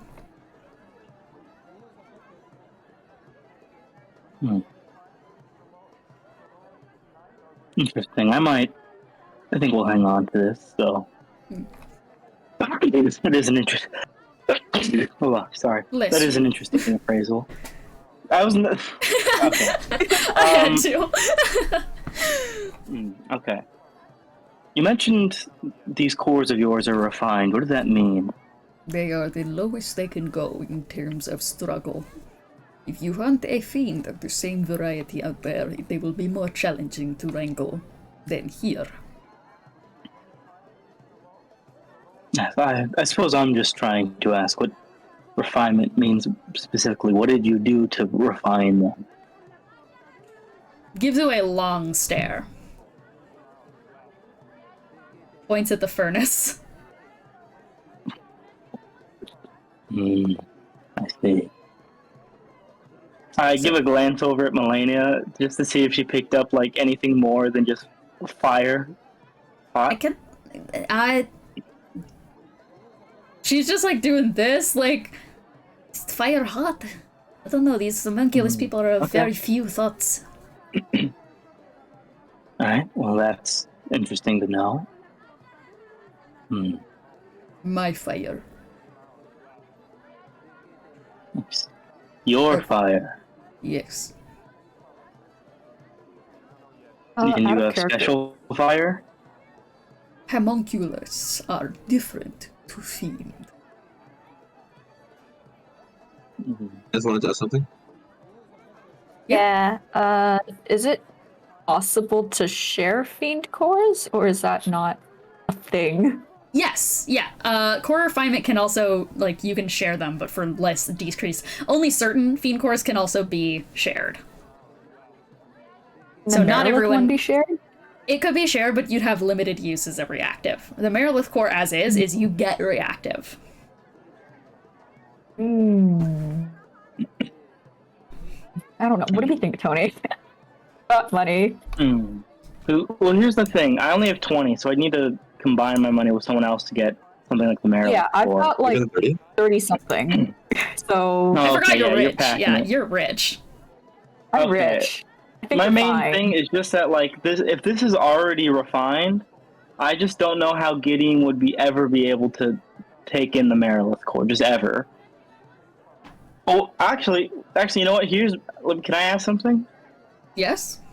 I've eaten the Fiend core, so I've eaten the Fiend core. Can I just try to just think on it and just try to maybe do a roll to see could I change like what I fight with? Because I'm making because instead of making a charisma save, like wisdom or intelligence or something. I'm gonna put a pin in that and say that it's something you can perhaps study later, but you don't have the resources to know.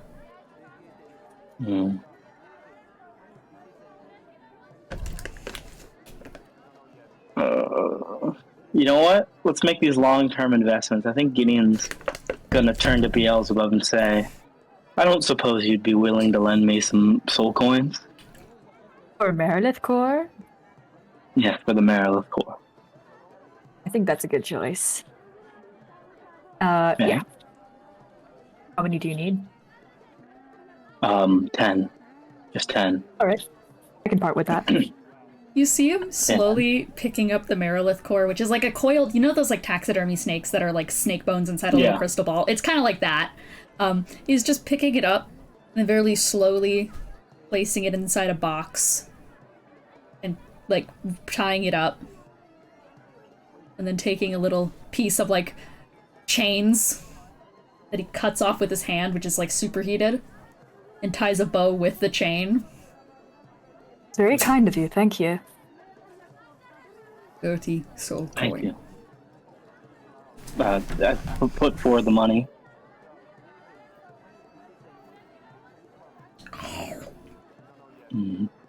Say, I have a question. Could I go near your fire? If you are asking for me to... Not inside of it, just nearby. You may approach. I think I just want to approach the fire and just sort of have Azur out and just sort of like mind link ask, does this fire feel different in any way?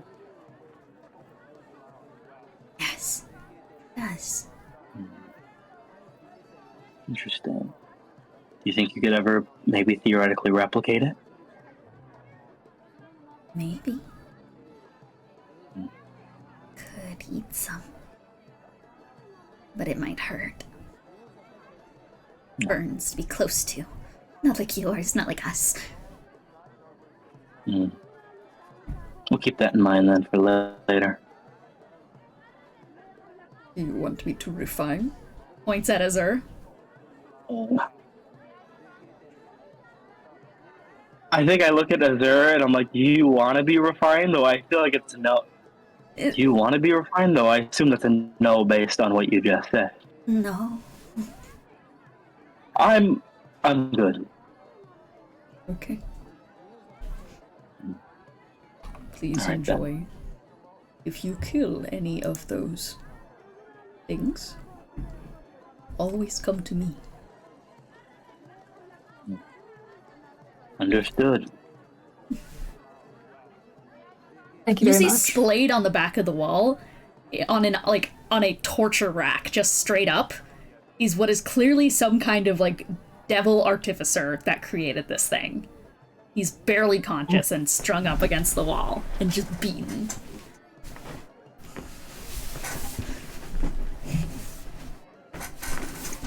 How much for his core?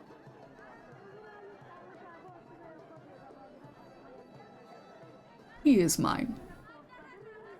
I am not his.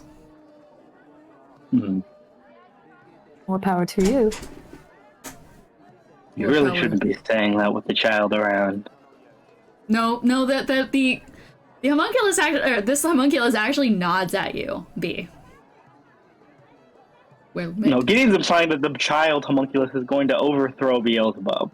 I don't know. She doesn't seem concerned. She just actually like gives the little bee child a little like pat on the head. Listen, man, if the bee's gonna overthrow anybody, it's gotta be Mephisto. Yeah, I mean, it is thinking mom again. Another like Okay. 3-headed smooch. 1, 2, 3. 1, 2, 3.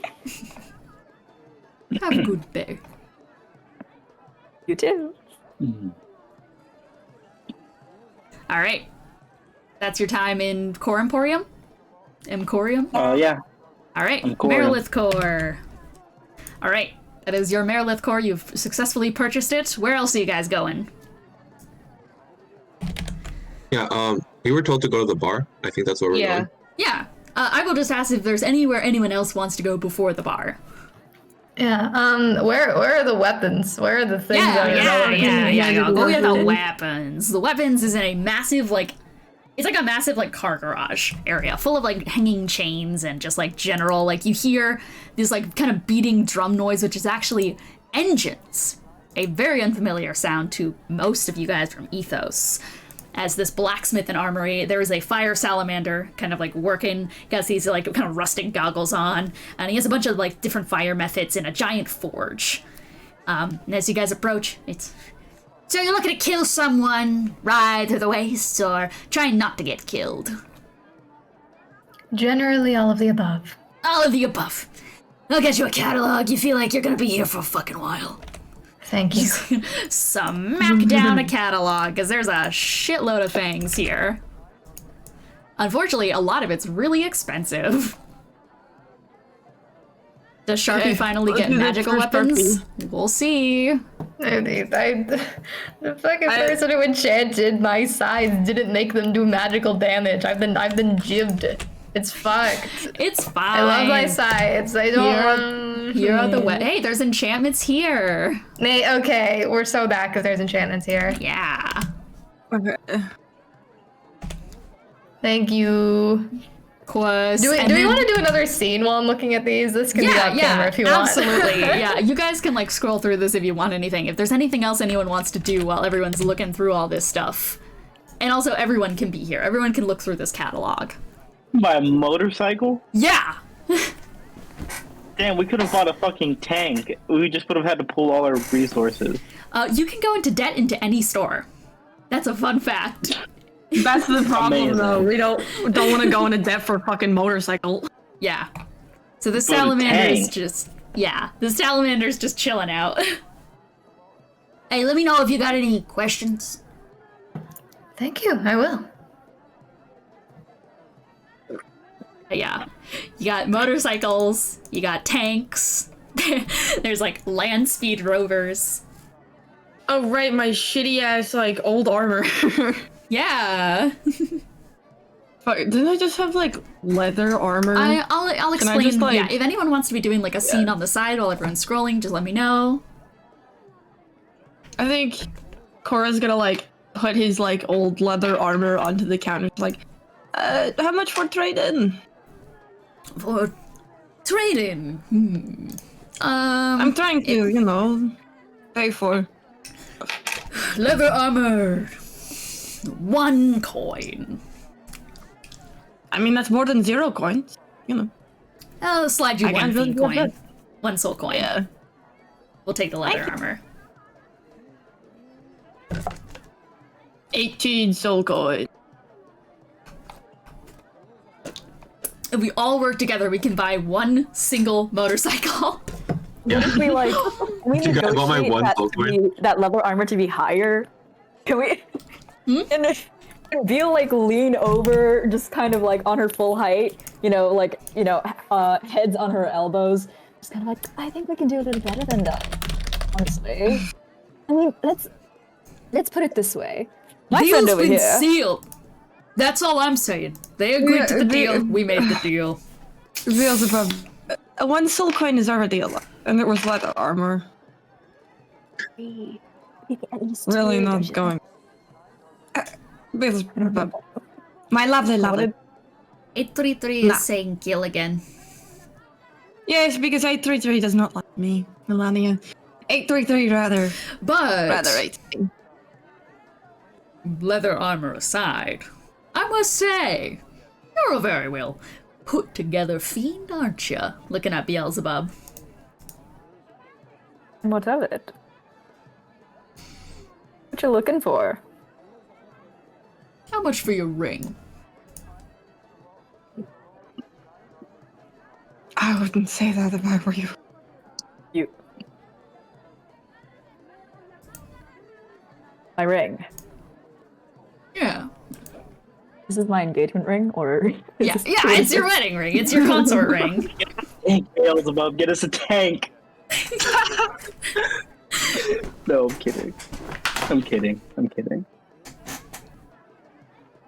I have to think about if she would actually ever want to part with it, but also she kind of doesn't. But also It's money. a mundane trinket, I feel but like it's she quite wouldn't. fancy. At least from what I know. She just. It's I think. Beelzebub. If you, Yeah. you run the risk of losing that identity. Very well. So not for sale? Maybe if you trade your life. Not selling that today. That's what I thought. 50? No. And how much for your homunculus? I'm not Yes. giving away my child. Aww. Your child? Shithead like you. Alright, just saying. He'd be good hands in the forge. You can take it up with my husband. I wouldn't flaunt that around either. Yeah, only people get married to Archfiends. So he just like, Don't specify. do I know your husband? You will if you don't shut up! And she just walks out of the entire store. I don't think you'd know any of them other than Zerial because you're not allowed.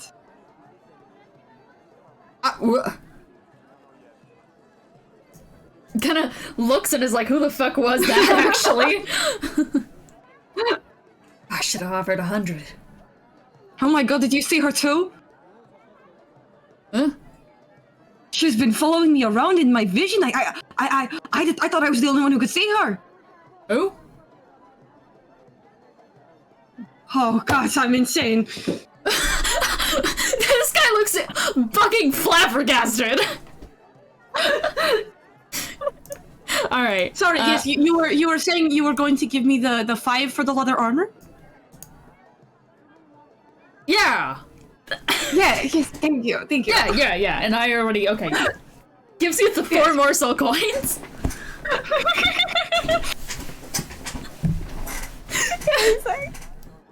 Chris, so good at it. All right, has anyone decided what they want to buy? I question, do any of these fucking enchantments actually do magical damage? Okay. Yeah. Do they? I hate to say this. Yeah? I hate to say this. The whole magic sites that aren't magical, this feels like some sort of weird nitpicky shit that happened with the old group, because those things should absolutely do circumvent non-magical resistance. Yeah, they should. I think you're right there. I think I would give it to you that they're magic weapons. Okay. Yeah. Because like you could beat someone to death with a +1 plate armor, and it would circumvent non-magical resistance. Yeah. Okay, I'm so sorry that this ever slipped through. Okay. I don't know how it did. I think it's just that it doesn't. It was with Zabalba, so it happens. Yeah. It was just because they don't specify that they do magical damage now. Yeah, sorry. Because the enchantments did other things. Ooh, sorry. Yeah, it's okay. No, you don't have to apologize. That's just I didn't know. Yeah. Well, that being said, get night fucking sights. Night sights are dear to me. I want them. Yeah. Because I was I'm shocked they even did that. That's weird. I mean, I just believed you because you wrote the items for me and it didn't say magical damage on it, so I was like, fuck. I don't know. I just believed you. I guess maybe you just left off the thing about non-magical resistance and all that. Yeah. Maybe. Yeah. Okay. Also, does this guy sell like a normal armor? Or is it just enchantments? It's Jover. Just enchantments. This man has nothing for me. He just got a new stock of leather armor. Well. Please, I have Blessing of a Forge if you want that. Pen on my divinity, make you armor. The leather armor, you said it was 1 soul coin?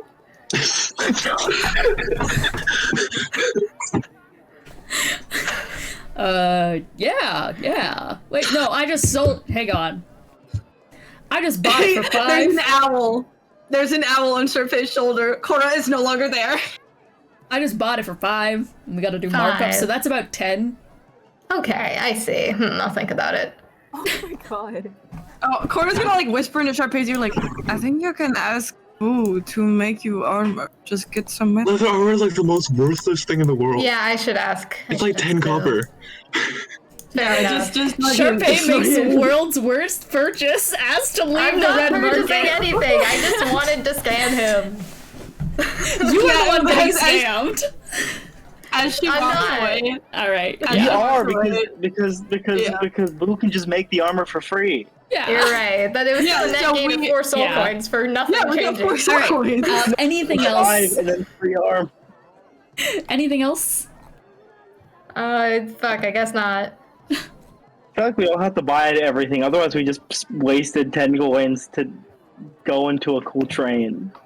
No, the bar. We're here for information. Oh yeah, the bar. Okay. Yeah, there's no bar. We're literally here We for also have information. to we have to figure out how the fuck we're gonna get into Matral's tower. That's like another problem. Exactly. That is the main thing. All right. With that in mind, you guys come out with 1 single purchase from the Red Market Greater. And now you head towards the largest building inside the entire market, covered in a series of draperies and these kind of great jeweled gems with a massive, like, pointing arrows of neon signs towards the entrance. Hell's Bells. Now, as you step inside, this is your style of place. Despite the rickety exterior of, like, this kind of garish and metal-covered and lights-pointing area, the interior is a whole different world. Perhaps literally. You feel a churning in your stomach from a step inside a demi-plane. And then you're met with the lights. A small fog mulling around your feet with streaks of spiderweb thin lights piercing through them. Will it be the bar or the restaurant for you? And a shadowy devil steps up to you. Bar, please. Right this way. You can see off into the room where the bar is. A mass table constructed of packed tight bones is overlaid in a silky red tablecloth. A series of different fiends are found rushing table to table. Inlaid in all of their arms is a number in the shocking negatives scarred onto them. Debt trackers. In fact, the only fiend in this place without a debt tracker is the bartender himself. Engaged in lively conversation with Nereid-Ashes is a tall, tiger-like figure. For the fiends of the group, you know him to be a Rakshasa. His fur is long and silky, and his outfit a grand and colorful array of draped fabrics, trimmed in gold, with bangles, necklaces, and trinkets plentiful against him. His ears are pierced with 2 hooped earrings, one of them sprouting the arrow of Asmodeus symbol, often likened to a cross in terms of significance in the Hells, but uncommon in Avernus. His piercing blue eyes cut through the crimson air like bullets, and a tuft of fur curls around his chin like a little curly beard. And it seems Nereid-Ashes has just entered too, because Nereid-Ashes is just sitting down at the bar as you enter, and you hear, "My friend, it's been far too long. How many cycles have passed since you left for tastier cuisine?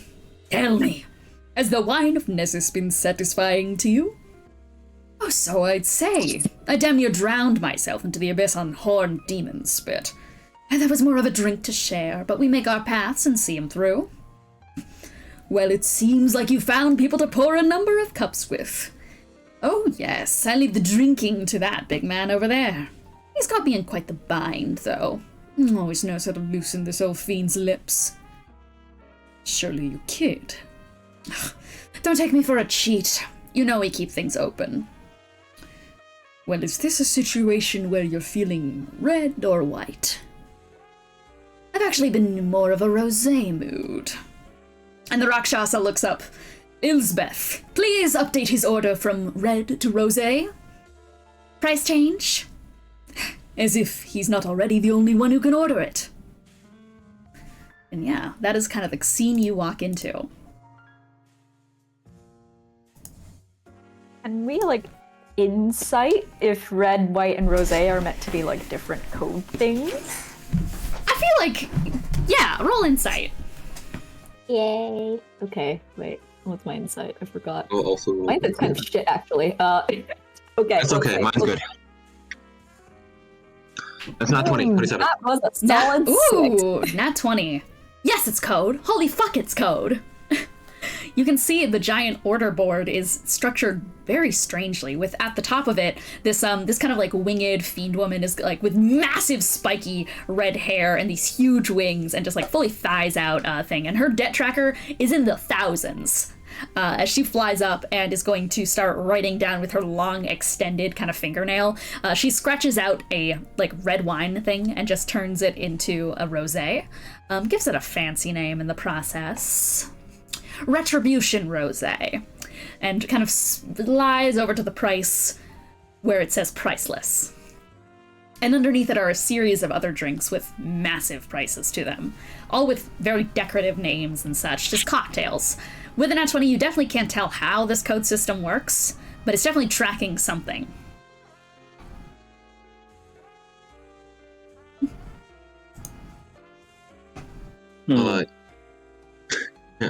I will definitely communicate that they're talking in code to the party.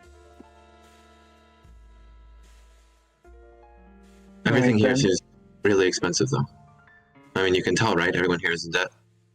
Yeah. Well. Alright, well.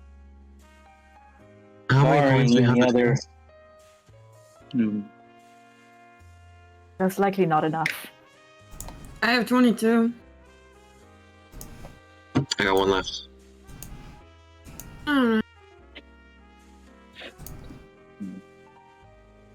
Barring any other familiar faces here. I don't suppose your friend Perhaps could we spot could... Maybe not spot us, though maybe we should talk to him to see what the goings on here are. Okay.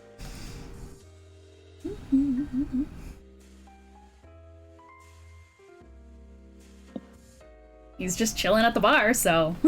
I think we're waiting for you to approach Godbrand. Yeah, I guess Gideon will start approaching.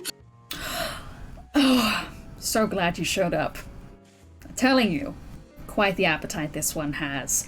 I mean, maybe not for actual booze, but I mean, you can give him quite the ringer and he'll go right on through it. I see. So you're the one who swept Nereid-Ashes off his feet. Welcome to the Red Market. I am Mahadi. And at once, the entire bar turns their heads around and goes, Mahadi! You must be here for something. Yes. Seems we're all looking for information right now. We heard this might be a good place for it. Tall order. Information, weapons, assignments, help. All such things can be found in the market. Who's your target, my friend? I mean, Gideon just sort of glances over at Boo. What was his name again? Sorry. Matral. Matral. Ooh, now you are all after my heart on that one. He actually has something I'm looking for as well, so I think we could cook up quite the stunning drink here. We could mix something nice and beneficial, something warming, something that makes us all a little more cooperative. I consider myself a fair fiend. Everyone in the Red Market is given the opportunity to solve their problems, and we share a problem in this regard. Sort of glance at everybody in the bar that's in debt. There. And they're working it off, aren't they? Right. The question is, against Matral, if you're looking for a hit or assassination, that might run you some. So I must ask how willing you are to invest your own willpower. How much effort are you planning to put in on this? So that I can know what to give in return.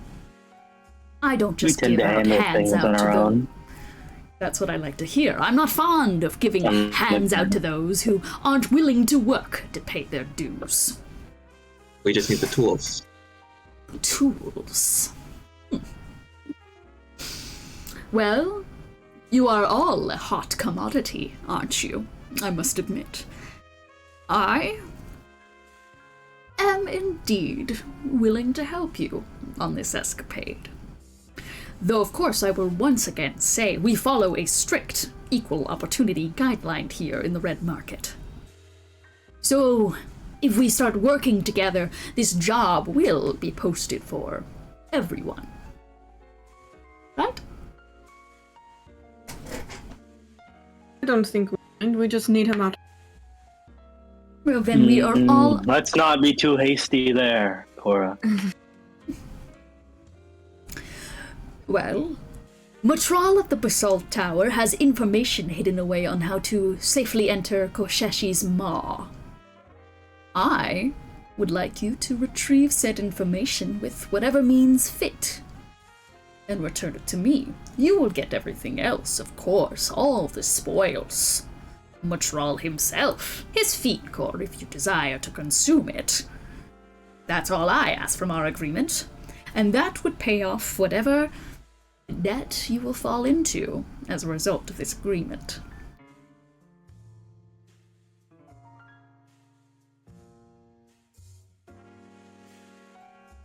This comes with my boons. This comes with my aid, my finest equipment.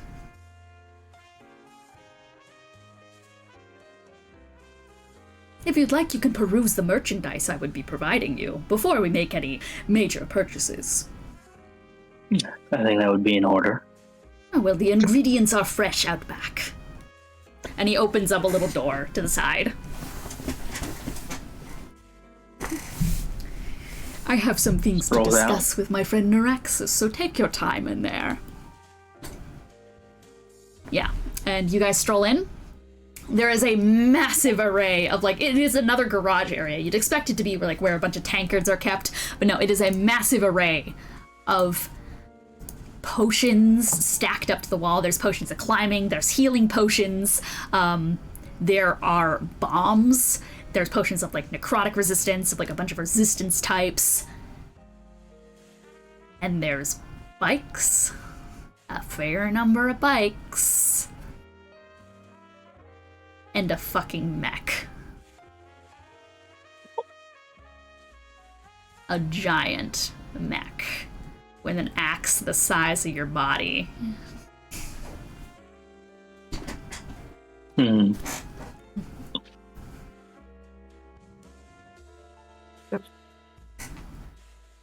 Only quite a bit of equipment back here. If this job posting is for everyone, then do we have to share? No! You are the ones who are setting the job. Everyone else has equal opportunity to cash it in at the end of the day. Right, So we would just okay. have to make sure that nobody gets the final kill. That no one returns the information to me first. Yes. Remember what he wants specifically.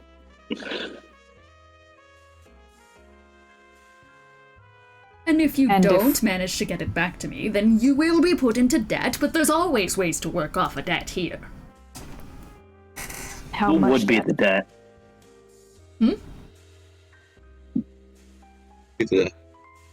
You go, Ness. For a, How much? for a high-profile target, and this much equipment, about 50 soul coin debt.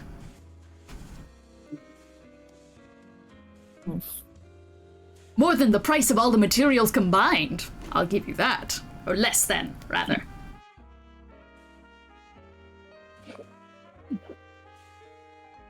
It's not a bad deal. Per person or altogether? All together. You work as a unit. Oh. Share That is debt. definitely not a bad thing. Alright then. If it helps, I could put some credit in. I could go into debt. You will all be going into debt at the same time, No, though your they- nobility is very much appreciated here in this establishment.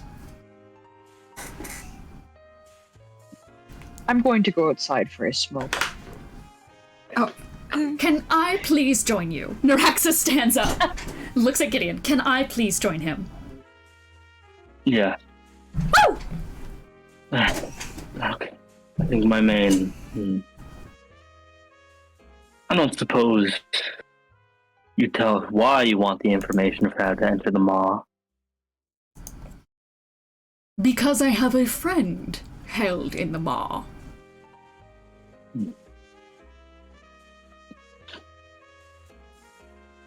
Then Well, someone I would like to make my friend, that is.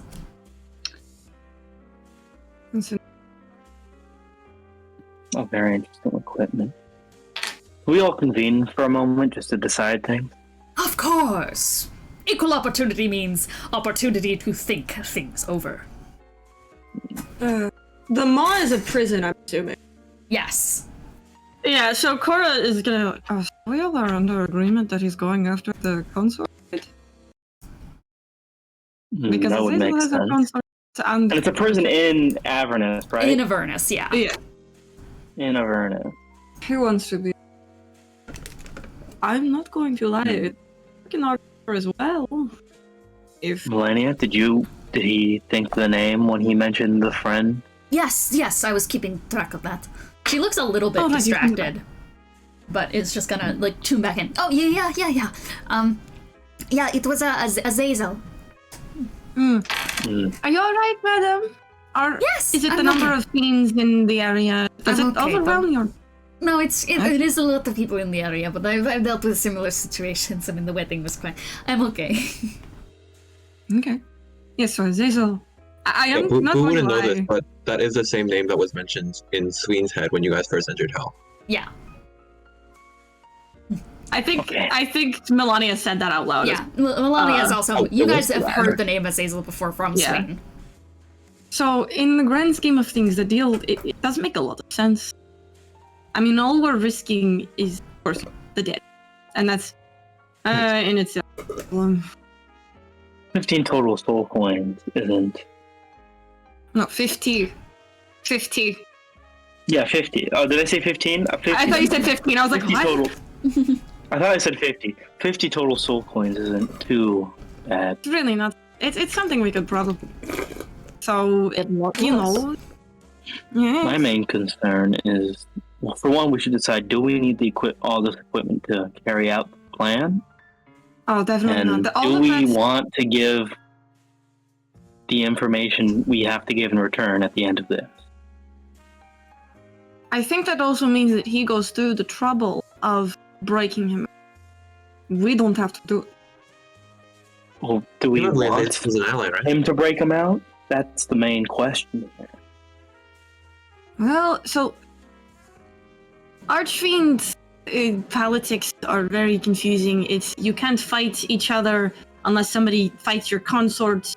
So her keeping her consort locked up is basically like kind of keeping that risk away. Yes, but that's only a rule between archdevils fighting, right? Yes. Which means he's working for another archdevil. Which we can find out. And that can be part of the deal. I don't think it's. What I'm saying is, even with the benefits this is, I'm worried that doing this will put too much control out of our hands. Would I know of? Would I have gotten a briefing of like if other archfiends had connections in the area of Avernus? Specifically because this is like information of Avernus. Okay. And at least from your faction, there's no information that anyone else from your faction is down here. So that rules out Mephisto, Fierna, and Belial. That rules all three of them out that he could be working for. It wouldn't be any of ours because we work together, but I wouldn't be surprised if the other archfiends wanted to get a piece of pie. Yes, but given our mission, we should probably want to keep as few archfiends in play as we can. I agree with you, but my question is, how do we find out who he works? Well, if we know that he doesn't work for any of the archdevils you work for, doesn't that automatically mean you shouldn't support any plan that involves giving information to archdevils that aren't yours? Yes, but I want to know who he works for. We don't have to take the deal, but I also want to know. I find it hard to believe he'll just tell us that before giving, even if we did give the information. Well, let alone if we don't give it to him. He seems to know. I mean, he knows your friend. He knows Noraxis pretty well, so it seems. Sorry to keep asking so many questions. I don't know Noraxis, as in like the name, right? No. Okay. I keep asking you, like, I don't know what I know. Do I know Noraxis? No, none of you know Noraxis. No. Overall, I think the who of the Archfiend is less important than the what of the Archfiend, as in it's a Archfiend that we don't want interfering. That could mean they want to take Zeriel's consort, but that's neither here nor there. Yes. Do you think we can survive Matrol's tower without this? I trust in your abilities as a spellcaster, your little group of mortals. I'm just asking if you feel confident in yourself. Sort of looking around at the rest of the group, seeing what their faces are like. Like some more input on this besides being Kiki. I'm gonna throw it out there, at least from me and my abilities. I don't know how safe it is for me to be going into a room with a mind manipulator as someone who is actively connected to all minds at a given time.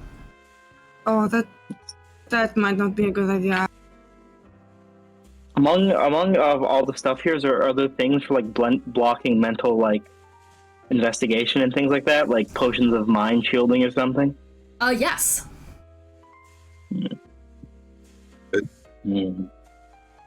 That's the biggest issue with Mitral is he can do the mind shit. Yeah. That's the biggest thing. And there is potions of like helping fend off against like mind shit. The question is, can we just buy those separately? Will he make us take his deal to purchase them, or can we just buy them offhand? Probably. Let's be real, probably. Dakota, you throw some bottles of something onto the field. Are you a potion maker? I make things. I like to make a lot of magical stuff. Do you make bottles of liquid? Yes. But I feel that's a very low bar. Many people can do that. Do you make drinkable potions? Yes. Okay, could you make a potion of mind shielding for dear Melania here? No, I do not know how. Well, it wouldn't just be Melania, it would be all of us. We would all need one. I feel it's just in the forefront of my mind because she's the one who can read minds. I'm implying everyone.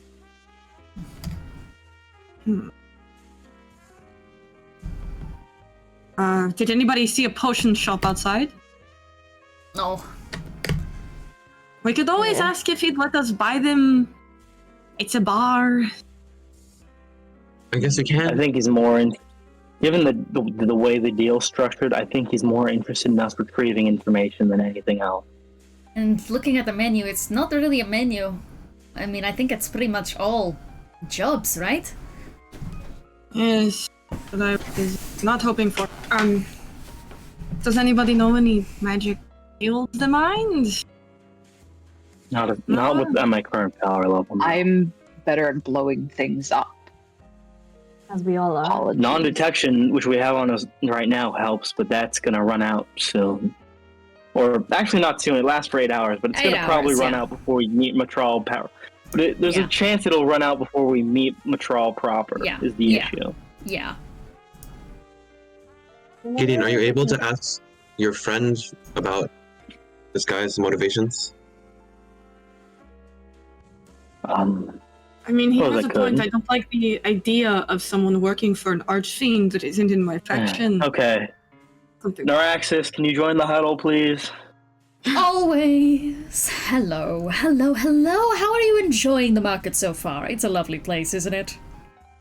It's interesting. It's a bit too busy for me. Okay, well, why have I joined in on the pretty little secret conversation? You want to drill me for information, don't you? We found what is frankly the pretty common through line here, which is it seems like your friend here is working for an archdevil. We're trying to determine which one. Is it really that hard to find out? I guess so. We do tend to keep things relatively under wraps, and, given that it's a blanket catch-all, some people miss it. See his little earring? No. Look at the little earring, I guess. It's, as mentioned before, the arrow of Asmodeus. Symbol of Azzy. Are you fucking kidding me? This guy works... That makes sense. Alright then. Alright.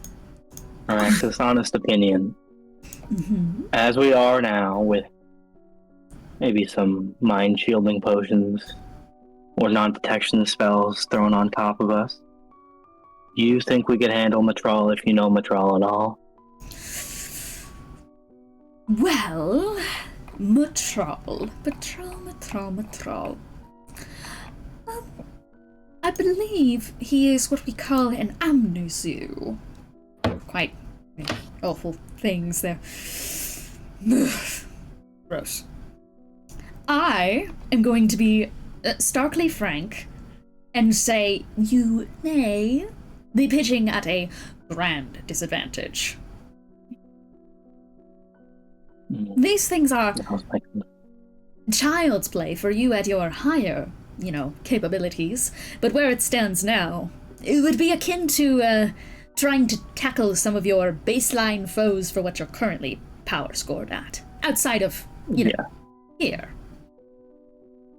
Yes, I suppose our main concern is that would be very bad for us if we are not the ones to personally take care of their.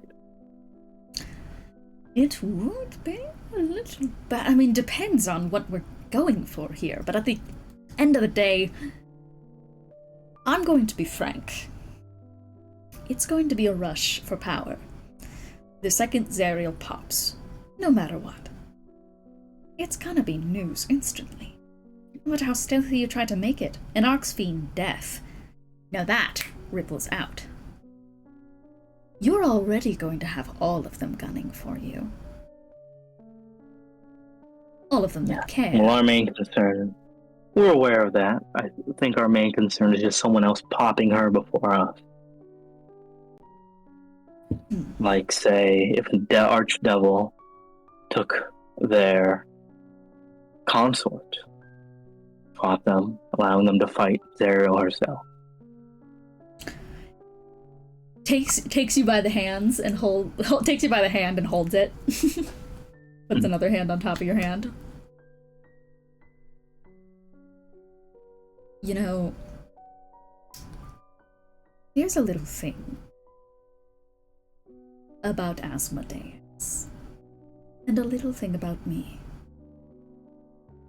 Of all of the archdevils that there are, he is the only one who cares about the concept of love.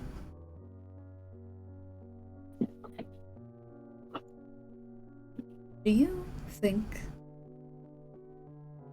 that Mephisto and Beelzebub are in love, given they have children, refer to themselves as a family?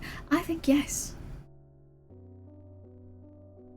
Consorts were established here so that we could show our strength in ways that other fiends cannot reach. Yeah. Zariel is not in love with that man. He represents a political piece. Exactly. That's never what he was supposed to be. Kind of like wipes at your cheek. No matter what, Zariel's going to get poofed, and, for lack of a better word, all hell is going to break loose upon. Whether you're the ones to pop it or someone else is there and you're in the way, it's not about who pops it, it's about who consumes it. Yes. No, I'm definitely aware of that last myth. Well, at least we have a strong candidate for that. And by the way, for reference,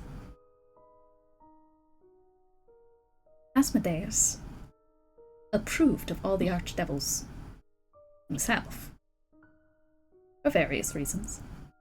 Asmodeus is the only one here who could go past this embargo. He is choosing not to. That's all the case. That still raises the question of why he would want Azazel in the first place.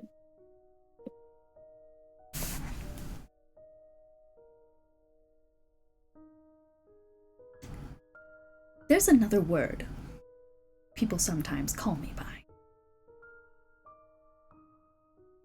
Kind of whoops you on the nose.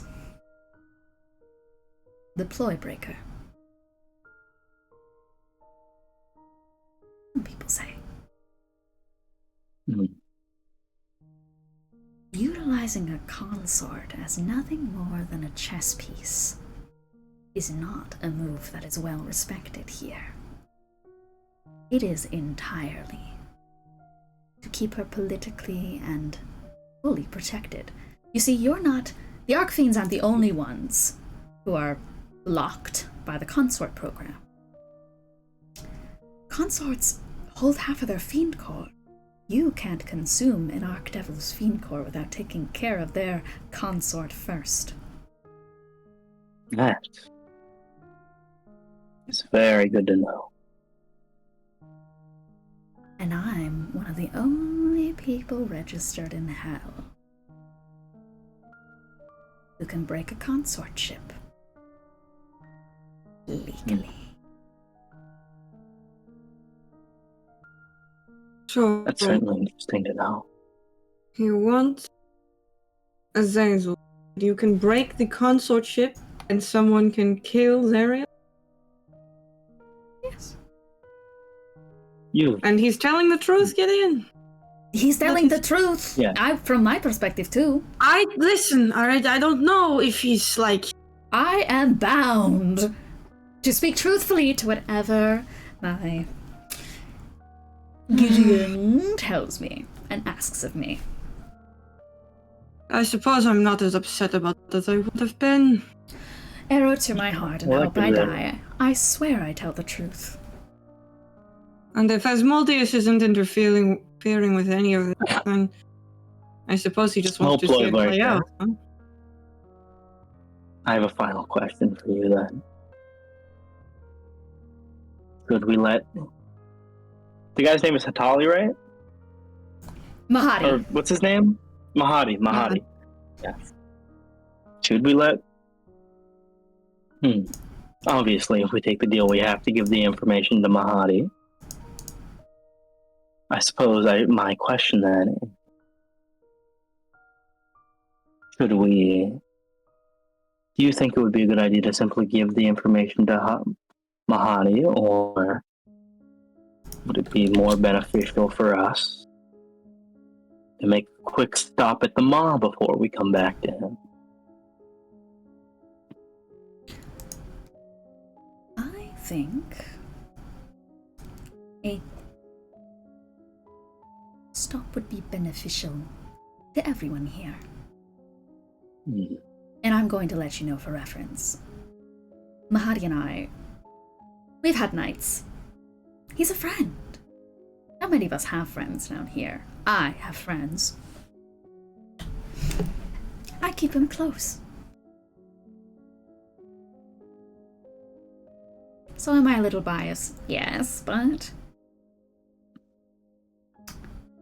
Well, I feel like I should say out of character, essentially what Gideon was implying is that the group breaks into the mall to get Azazel themselves, then gives Mahadi the information.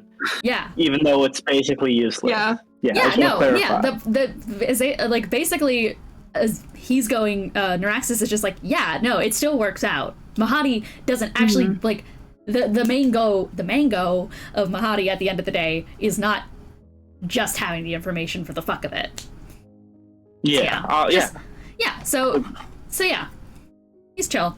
That's what so Nereid-Ashes is approving. All right then. Well, I think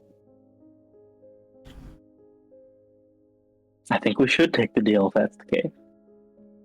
You're very upfront for a fiend. He has to be. Oh wait, really? Planar binding. Oh my God. Yeah. Oh my goodness. Oh yes.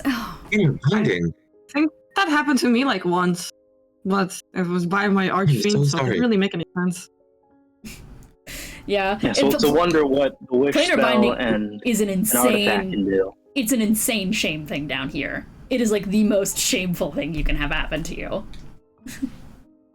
Yeah. I think Gideon picks up on that, which is why he's confused that Nereid-Ashes keeps talking about it. Yeah. He doesn't care. I think he just doesn't care, Godbrand. He's into shame. Don't play all my cards. Listen, man, you flaunt all your cards. It's right there. I'm just a chained little devil. I have two packs right at once. Yes. Yes, I think I just sort of look around at the group. Everyone wants to take it, or? Might as well. Go ahead. Very well. We've considered your offer and we find it pleasing. Well, I am happy to provide you this job opportunity. Let's go ahead and mark it down on the board. Ilsbet, let's make it a brandy. In fact, let's go for a Vucar.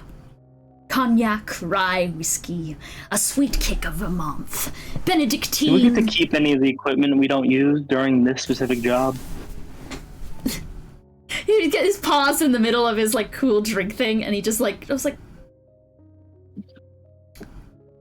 It will be returned to me once the information is returned to me. Interesting. Okay. Rye whiskey, a sweet kick of vermouth, Benedictine, Angostura, and bitters. Topped with a pair of Ethosian cherries. Complex, expensive, rare, and bold. And how many souls?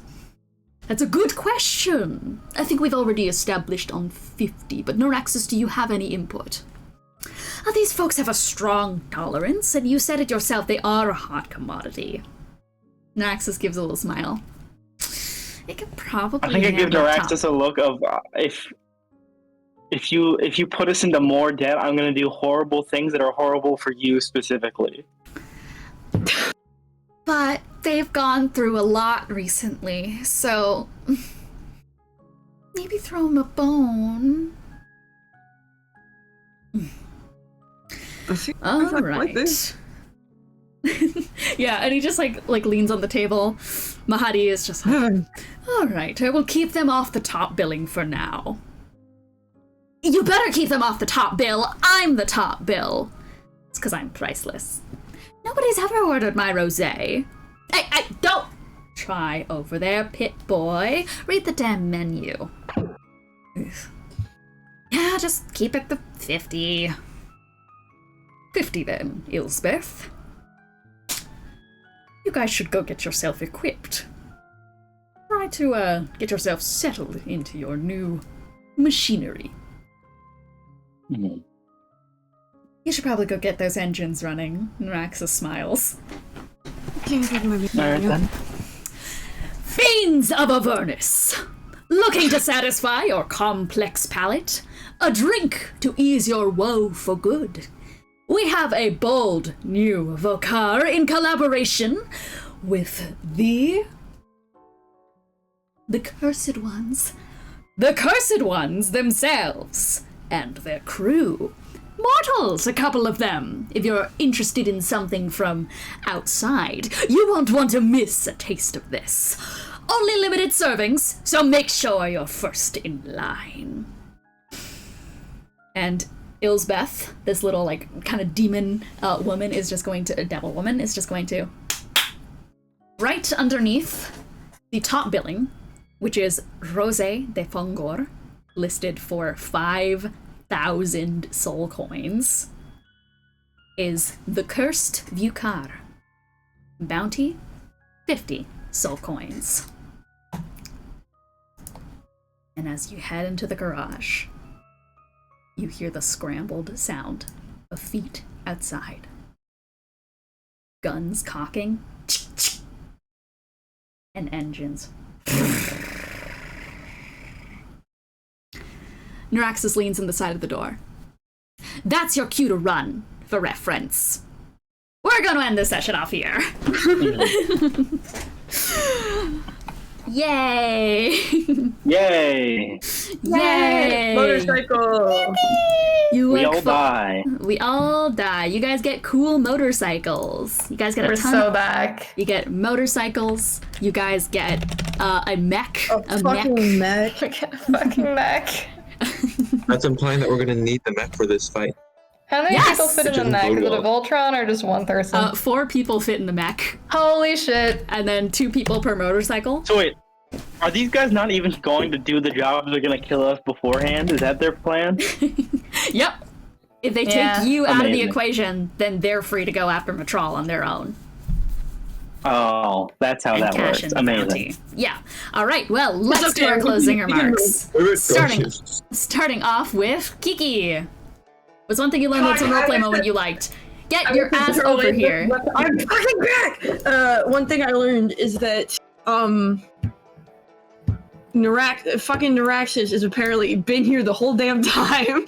Just fucking slinking around like a little dweeb. He brought you to hell. one- He's just chilling out.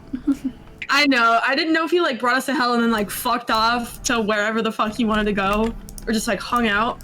And then one roleplay moment I liked. I really liked that fucked up little kid and Melania. That was amazing. And Gideon's consistent insistence that we have to kill it before it gains sentience. Yeah. And then it gains sentience and he's like, fuck. Damn it. If only Lily were here. If only Lily and Eros were here. They can fucking. Yada. All right, was that both of them? Yeah. All right. Yes. And I'm Dean. One thing I learned is that, and I already knew this, but I need the world to know once again that Magic Stone plus Animated Shrub is world's best D&D combo. Load that puppy up and let him chuck rocks at everyone. We love to see it. Roleplay moment. I'm gonna give to Dakota. Dakota's entrance was so fucking cute. Dakota's such a Dakota does not know how to communicate. Dakota has not talked to people in ages. Dakota knows nothing. He's just a sopping wet man. He's so sopping. He's so wet. There we go. For real. For real. Tony, what's one thing you learned? What's one roleplay moment you liked? Let's see. I learned that you can refine fiend cores. That's cool. That's a thing you can do. One roleplay moment I liked. There was definitely a lot of good Beelzebub moments this session. I feel like he's constantly on kitty defense. Yeah, baby, my baby, My baby. my baby. My puppy. All right, Ethan, what's something you learned? What's one roleplay moment you liked?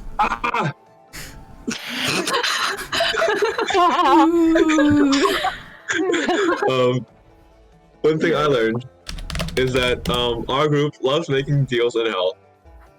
That's what you do. Yeah. I don't know how else to tell you. That's what you do in hell. It's literally hell. It's scraping That's by. all you know. Everything has a cost. You're gonna get there.